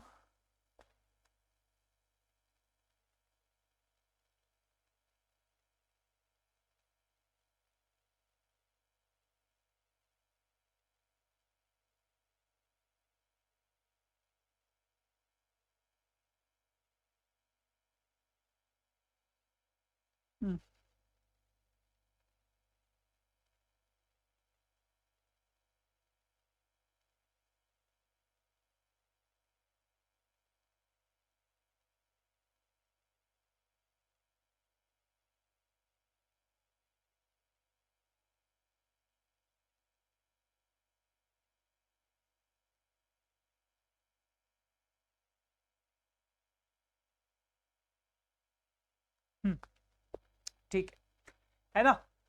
तो आपको क्या करना होता है, अगर ये एक परफेक्ट स्क्वायर होगा, ये वाली जो ट्रिक होती है ये उसी में लॉजिक वैलिड होती है, जो एक परफेक्ट स्क्वायर होता है। आपको पीछे से पेयर बनाना है, ये पेयर बन गया आपके पास, 2 डिजिट्स का पेयर बन गया। उसके बाद आगे जो बच जाता है उसको कर दो। ये जो 25 है ये किसका स्क्वायर होता है बेटा?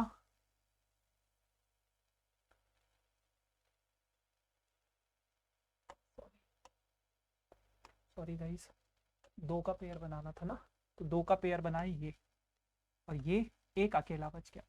ये जो 25 होता है ये किसका स्क्वायर होता है बेटा? ये तो होता है 5 का स्क्वायर। तो आपको ये पता चल गया है कि एंड में तो 5 आएगा ही आएगा, एंड में क्या आएगा आपके पास? 5 आएगा ही आएगा। ठीक है, अब आपके पास बच गया है क्या? 306 बच गया है, 306 बच गया है ना। अब ये जो 306 बच गया है ना आप लोगों के पास, ये जो 306 आप लोगों के पास बच गया है, ये जो 306 आप लोगों के पास बच गया है, आप ये देखो, आप ये देखो, इसके इससे छोटा जो स्क्वायर रूट होता है वो कौन सा है? इससे छोटा जो स्क्वायर रूट होता है वो कौन सा होता है? तो 306 के नेक्स्ट मुझे समझ में आता है 324 होता है, और 306 से पहले जो होता है वो 289 होता है। 289 जो होता है वो 17 का होता है, और 324 जो होता है वो 18 का होता है। इन दोनों का अगर मैं डिफरेंस निकालूं तो ये हो जाएगा मेरे पास कितना? 90, एक एक और 6 7, 7 और 10 17, 17 का इनका डिफरेंस हो गया, 17 का। इन दोनों का डिफरेंस निकालू तो ये डिफरेंस हो गया कितने का बेटा? 18 का। जो डिफरेंस छोटा होता है, जो नजदीक वाला नंबर होगा वही लिख लो, समझे? तो इसका स्क्वायर रूट हो जाएगा 175। तो आपके पास ये पूरा का पूरा जो तामझाम है इसका स्क्वायर रूट हो जाएगा 175/10, यानी कि 17.5। जिसको ये समझ नहीं आया पूरा स्क्वायर रूट निकाल के दिखाओ, निकालना पड़ेगा फिर आपको फैक्टराइजेशन मेथड से। ठीक है, स्लैंट हाइट पता चल गई कितनी? 17.5। बस इन दोनों को ऐड कर दो यार, क्या ही करना, अब तो कुछ भी नहीं है। तो निकाल लो कितना होगा, आ जाओ। टोटल सरफेस एरिया, देखो मैं लिखने विखने का नहीं बता रहा हूँ आपको कैसा लिखना है, बस आपको लॉजिक समझा रहा हूँ कि कैसा करना है। तो ये हो जाएगा आपके पास 2πRh प्लस πRL, और ये हो जाएगा आपके पास πR कॉमन आ जाएगा, तो ये हो जाएगा 2H प्लस L। पाई का वैल्यू 22/7, रेडियस कितना है? 14, और 2 इंटू एच। एच कितना है आप लोगों के पास? एच एच एच एच किसका एच? अबे ओ भाई, दोनों के दोनों एच अलग अलग हैं। हाँ अच्छा, हाँ ये तो खैर अलग ही। हाइट ऑफ सिलेंडर कितना है? 3, और स्लैंट हाइट कितना आ गया? 17.5, बस दूनी 44, 3 दूनी 6 प्लस 17.5। ठीक है, तो ये हो जाएगा आपके पास 44 इंटू 7 और 6 13, 23.5 हो जाएगा। इतना सेंटीमीटर स्क्वायर क्या आ जाएगा आपके पास? Total surface area. आपको पूरा सॉल्व नहीं करना है क्योंकि उसने बोला ही नहीं है, आपको कॉस्ट निकालनी है, कॉस्ट। तो टोटल कॉस्ट कितनी हो जाएगी? टोटल कॉस्ट हो जाएगी आपके पास कि ये जो है आपके पास 23.5, इसको किससे मल्टीप्लाई करना पड़ेगा? 2 से मल्टीप्लाई करना पड़ेगा ना, 2 से मल्टीप्लाई करना पड़ेगा। तो ये हो जाएगा आपके पास 44 इंटू 46, 47, बस अब इसको मल्टीप्लाई कर दो। 47 इंटू 44 हो जाएगा आपके पास 7 4 28 को 8, 2 कैरी, 4 4 16 18, 188। तो ये हो जाएगा 8 8 और 8 16 को 6, एक कैरी 2068।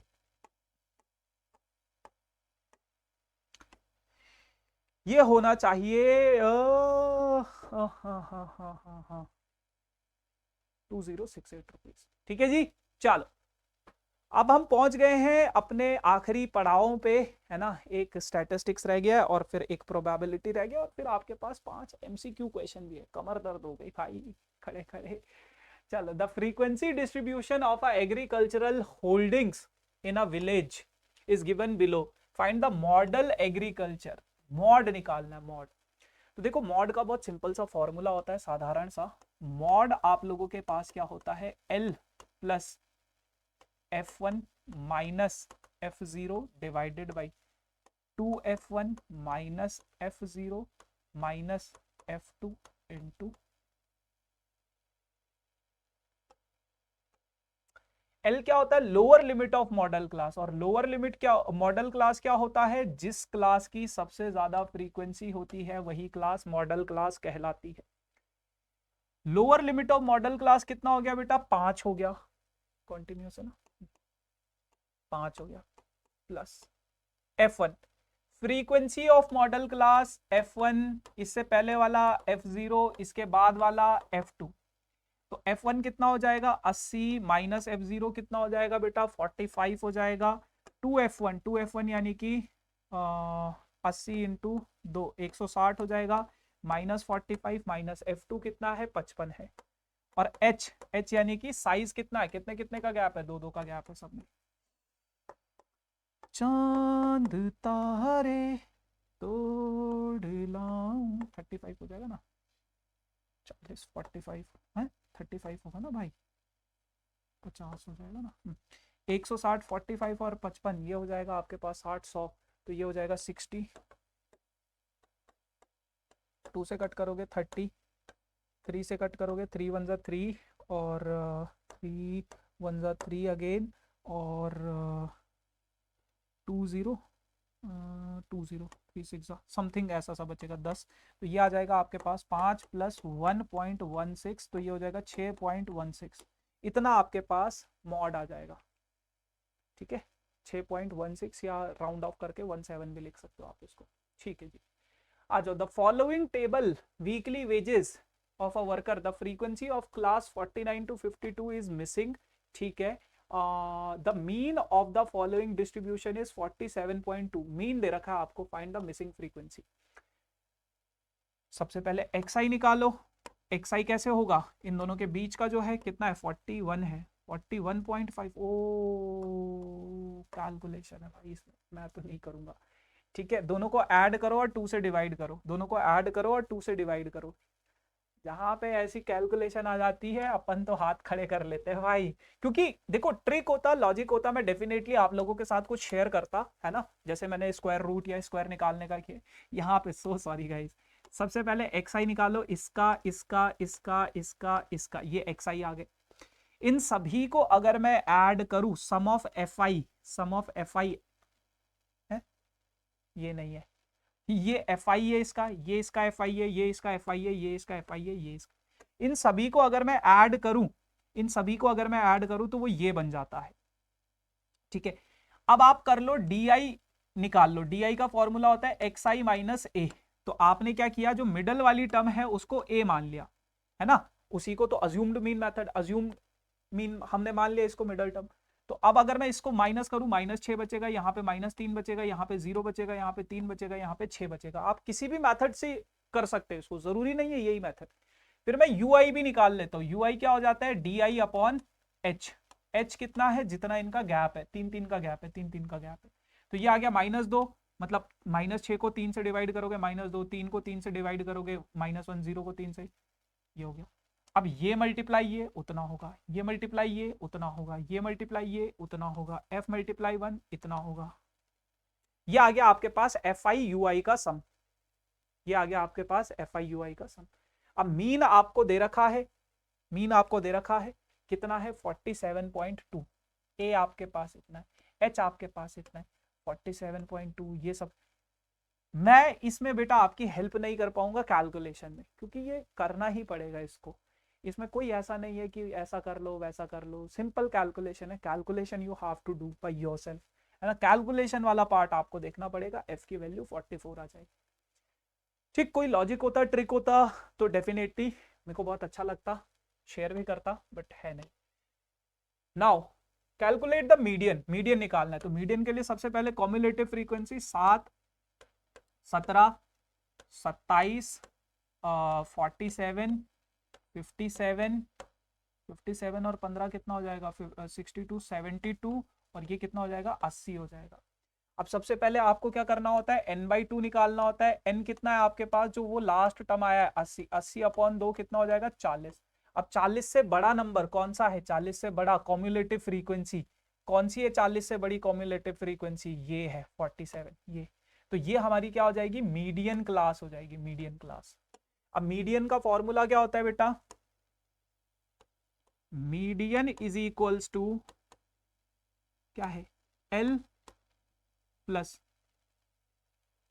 एन बाई टू, भूल गया था मैं formula, n by two minus c f divided by f into h. ठीक है, ये आपके पास मीडियन का फॉर्मूला। एल क्या होता है, lower limit of median class कितना है, 40 है, प्लस एन बाई टू 80/2 40 बच गया, minus c f, c f क्या होता है, कॉम्युलेटिव फ्रीक्वेंसी, मीडियन क्लास से पहले वाली क्लास की जो कॉम्युलेटिव फ्रीक्वेंसी है वो। एफ क्या होता है, frequency of the median class कितना है, 20 है। एच क्या है, गैप, कितने का गैप है, 10 का, तो ये हो जाएगा 40 प्लस 20, 13 बचेगा शायद, 13/2, 13 को 2 से डिवाइड करोगे 6.5, तो 46.5 should be the mean, 46.5 should be the mean. 49, हे प्रभु, हे प्रभु, हे प्राणनाथ, 45 माइनस 27, 45 माइनस 27 भाई टू। अबे भाई इनका सम 80 आ रहा है क्या, 90 आ रहा है क्या, मतलब सम 90 आ रहा है क्या इनका सम, कुछ गड़बड़ की है भाई हम। चलो देखते हैं, 7 और 10 17, 17 और 10 27, 27 और 20 67, 82, 90, गाइस गाइस गाइस 90, 45, फिर भी मीडियन क्लास वही रहेगा क्योंकि वो बड़ा है, तो ये हो जाएगा 45, ये हो जाएगा 45 गाइस, और 5 और ऐड कर दो तो 18 हो जाता है, ये 18 यानी कि ये काटोगे तो 9 हो जाएगा और 49 आ जाएगा। कैलकुलेशन मेरी तरह ध्यान से मत करना, इतना ध्यान से भी मत करना। चलो प्रोबेबिलिटी का आखिरी सवाल है, इसके बाद 5 एमसीक्यू करेंगे, फिर उसके बाद छुट्टी है ना। 10:30 बजे मिलेंगे हम लोग अपने उस सेशन के लिए, ठीक है ना, तो उसमें उपस्थित हो जाना भाई सभी लोग, ठीक है जी। चलो आ जाओ। A bag contains white, black and red balls. Only a ball is drawn at random from a bag. If the probability of getting a white ball is 3/10 and the probability of black ball is itna, find the probability of getting a red ball if the bag contains 20 black ball. कह रहे कि यार एक bag है, उस bag में बहुत सारी बॉल है, कुछ कुछ बॉल्स है, कौन कौन सी, white black and red, white ball है, ब्लैक बॉल है और रेड बॉल भी है। A ball is drawn at random from the bag. The probability of getting a white ball. White ball आने की probability कितनी है, 3/10। Black ball आने की probability कितनी है, 2/5। और रेड बॉल आने की probability of getting a red ball, red ball आने की probability हमें नहीं दे रखी। If the bag contains 20 black ball, then find the total number of ball. Black ball कितनी है, 20 है, ब्लैक बॉल कितनी है, 20 है। अब आ जाओ सब, आ जाओ आ जाओ, ब्लैक बॉल कितनी है, 20 है, तो आपको क्या निकालना है, find the total number of balls in a black, बस ये निकालना है क्या। अबे ये तो बहुत सिंपल है, 100 आ जाएगा इसका, तो 100 नहीं 50, सॉरी आ गया, बहुत सिंपल है, 50 मतलब करके देखते। देखो ब्लैक बॉल की प्रोबेबिलिटी आपको दे रखी है, अब ये क्या होता है, number of favourable outcomes divided by total number of outcomes. ये आपको दे रखा है कितना, 2/5, ब्लैक बॉल है कितनी, 20 है, और टोटल बॉल्स मैंने x मान ली है, इसको काटोगे 10 आ जाएगा, x को इधर भेजोगे, इसको इधर भेजोगे तो 50 आ जाएगा। तो total number of balls in a bag कितनी है, 50 है, 50 है, 50 है, तो इसमें इतना ये क्या कर दिया बे,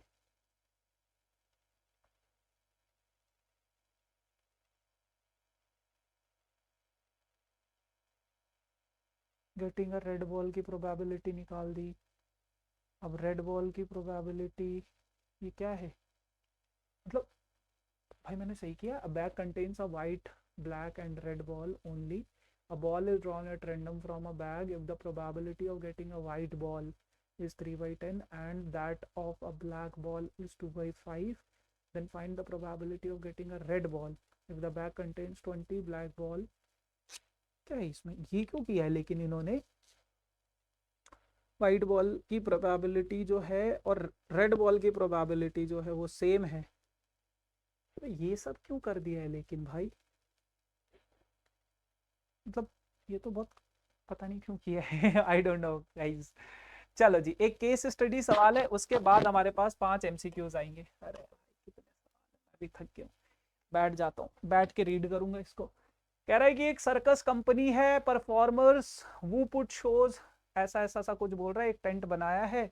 रीड कर लो भाई, मैंने तो रीड कर लिया, मैं मन मन में रीड करूंगा इसको। diameter of a circular part is 9 meter and 30 meter respectively. The height of conical part is 8 meter with the same diameter. अच्छा, सिलेंड्रिकल पार्ट का हाइट 30 है और कोनिकल पार्ट का हाइट 8 है, ठीक है, और डायमीटर सेम है। अभी ऐसा ही सवाल किया था ना हमने, ठीक है। Find the area of canvas used. देखो एरिया ऑफ आपको मैं बता देता हूँ क्या क्या चीजें। बेटा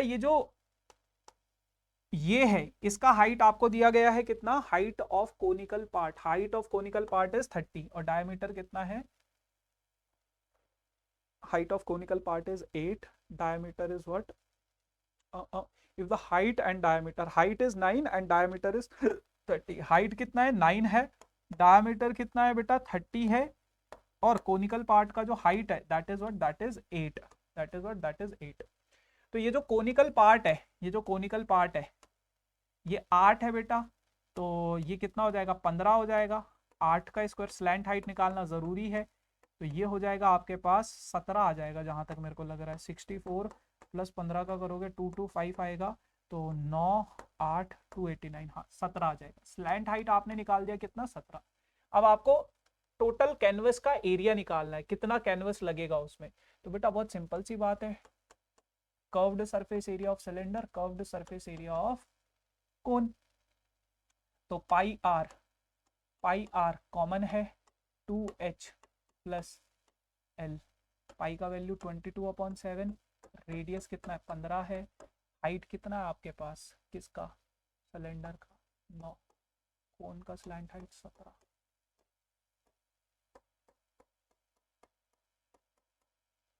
नौ और 7 कितना हो जाएगा आपके पास, 9 और 7 कितना होता है 26, ठीक है। सॉल्व कर लो भाई, हम में ताकत नहीं बची है, और फिर कॉस्ट भी निकालना आपको। 2 भी है ना, इधर 2 भी है, इधर 2 भी है गाइस, इधर 2 भी है, 18, तो 18 और 17 हो जाएगा आपके पास कितना, 35 हो जाएगा, ठीक है। अब इसको सॉल्व कर लो, तो ये हो जाएगा 75, 22 इंटू 75, तो 150 और 150, 0.5 1650 आ जाएगा। इतना आपके पास क्या है, इतना 1650 क्या है, इतना मीटर स्क्वायर क्या है इसका कैनवस लगेगा। अब कह रहे हैं 200 रुपए पर स्क्वायर मीटर इफ 30, अच्छा द कॉस्ट ऑफ कैनवस, ठीक है। देखो यार आपके पास जो टेंट बना है उसमें जो कैनवस है वो तो इतना है, वो कह रहे हैं 30 स्क्वायर मीटर जो कैनवस है वो वेस्ट हो गया, तो टोटल कैनवस रहा कितना होगा आपके पास, यहां पे समझो इसको, जो टोटल कैनवस रहा होगा आपके पास, टोटल कैनवस जो रहा होगा वो कितना रहा होगा, वो कह रहा है कि 30 तो वेस्ट हो गया, और जो बना है वो कितना बना है 1650 से बना है, तो टोटल कैनवस कितना रहा होगा आपके पास 1680 मीटर स्क्वायर, इतना मीटर स्क्वायर कैनवस रहा होगा। अब जो उसने खरीदा है,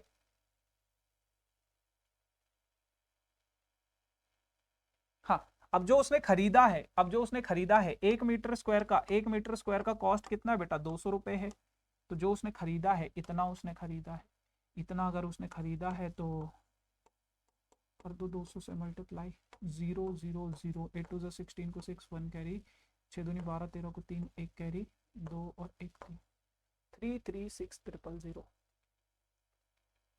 ठीक है जी। चलो, an arc of a circle of length 5 centimeter and the area of sector bounds an arc by 20 if the then the radius of a circle 8 centimetre है, इसका तो मुझे याद ही है। कह रहा है कि एक सर्कल है, उसका जो आर्क है आप लोगों के पास, length of arc θ/360 into 2πr होता है बेटा, और एरिया ऑफ सेक्टर आप लोगों के पास दे रखा है θ/360 इंटू πr²। बहुत बार ये सवाल कर लिया। लेंथ ऑफ आर्क आपके पास कितना है 5 है, और एरिया ऑफ सेक्टर आपके पास दिया गया है 20, कभी भी अगर ऐसा हो तो दोनों को डिवाइड कर दो, बस दोनों को डिवाइड कर दो, पाई से पाई कैंसिल, आर से आर कैंसिल, तो ऊपर बचेगा 2, इधर बचेगा आर, 5/20 काटोगे तो 4, इसको इधर भेजो, इसको इधर भेजो, तो ये आ जाएगा 8, रेडियस आ जाएगा 8। ठीक है, हाँ बहुत अच्छा सवाल है ये, बहुत अच्छा सवाल है ये। 3 वर्टिसेस ऑफ अ पैरेललोग्राम, तो चौथा वर्टेक्स निकालना है। मैंने आपको एक लॉजिक सिखाया है कि अगर आपके पास कभी पैरेललोग्राम आएगा, ए के कोऑर्डिनेट्स दिए गए हैं 1,4, बी के कोऑर्डिनेट्स दिए गए हैं -2,3, सी के कोऑर्डिनेट्स दिए गए हैं 5,8, डी के कोऑर्डिनेट्स हमें निकालने x, y। तो अगर x निकालना है तो x वाले को सर्कल कर लो सबसे पहले, और बस ये याद रखना एडजेसेंट को ऐड करो, ऑपोजिट को सब्ट्रैक्ट करो। जो बाजू वाले कोऑर्डिनेट है, बाजू वाला कौन सा है 5, इधर बाजू वाला कौन सा है 1, 1, और ऑपोजिट वाले को क्या करना है सब्ट्रैक्ट करना है। 5 और 1 6 + 2 तो कितना हो जाएगा 8। x की वैल्यू 8 यहाँ पे नहीं है, यहाँ पे नहीं है, यहाँ पे नहीं है, यहाँ पे x की वैल्यू 8 है, लेकिन नन ऑफ दीज भी ऑप्शन दे रखा है, तो y भी निकालना पड़ेगा फिर। तो y आ जाएगा आपके पास क्या, y आ जाएगा आपके पास, वही लॉजिक है, एडजेसेंट को ऐड करो, 8 और 4 12 को मतलब ऐड करो और इसको सब्ट्रैक्ट करो, तो 12 - 3 कितना हो जाएगा बेटा 9, ऑप्शन नंबर बी। ठीक है जी, आ जाओ। अगला सवाल सीबीएसई 2011 में पूछा गया है, a solid hemispherical at the bottom of a conical at the top. कह रहे कि एक सॉलिड हेमिस्फेयर है, उसके ऊपर एक कोन रखा गया है। If the surface area of two parts are equal then the ratio of their radius and slant height. Surface area दोनों का इक्वल है, πrl is equals to 2πr²। तो पाई से पाई कैंसिल, रेडियस से रेडियस कैंसिल, रेडियस सेम है basically इनका, है ना, of same radius I guess, हाँ रेडियस सेम है। तो आपको किसका रेडियस और स्लैंट हाइट का रेशियो निकालना है, इसको इधर भेज दो, इसको इधर भेज दो, तो ये आ जाएगा 1/2 रेडियस अपॉन स्लैंट हाइट, तो 1:2, ऑप्शन नंबर सी। चलो, असर्शन आप लोगों के पास, the probability that the number is selected at random from the given number is a multiple of 4 is 1/3।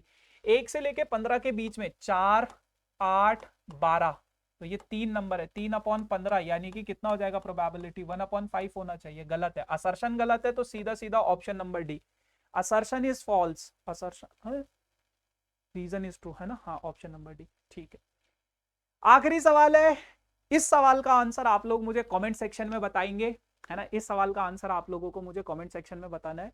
बाकी गाइज इस वीडियो के डिस्क्रिप्शन में download daily hand written notes के नाम से एक लिंक होगा, उस लिंक पे जैसे ही आप क्लिक करोगे तो आपके सामने एक पेज खुलेगा, कंटिन्यू विद गूगल करना है। उसके बाद आप लोगों को कंटिन्यू विद गूगल करने के बाद अपनी डिटेल्स फिल करनी है, एक पीडीएफ खुलेगा, लिंक पे क्लिक करना तो शीट खुलेगा एक, उस शीट में आप लोगों के पास कॉम्पिटेंसी बेस्ड क्वेश्चन 100, एमसीक्यू आपकी प्रैक्टिस के लिए 100, 6 mock test paper standard maths, basic maths और 500 प्रीवियस ईयर क्वेश्चन मैंने डाल दिए हैं, तो आप लोग उनको प्रैक्टिस कर सकते हो। और सिर्फ इतना ही नहीं, अगर आपको अपने मतलब आप टेस्ट भी मैंने कुछ बनाए हैं आप लोगों के लिए, जिसमें आपको अपने मार्क्स भी पता चल जाएंगे, है ना, तो वो क्विजेस के फॉर्मेट में वो टेस्ट है, आप लोग उस टेस्ट में भी पार्टिसिपेट कर सकते हो और अपने मार्क्स देख सकते हो कि कितने मार्क्स आपके बन रहे हैं।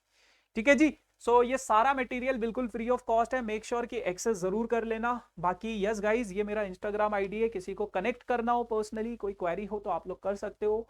ये वेदांतु का टेलीग्राम ग्रुप है, मेक श्योर टेलीग्राम ग्रुप जरूर ज्वाइन करना। बाकी लाइक शेयर एंड सब्सक्राइब करते रहना। Thank you so much for this amazing session, bye bye.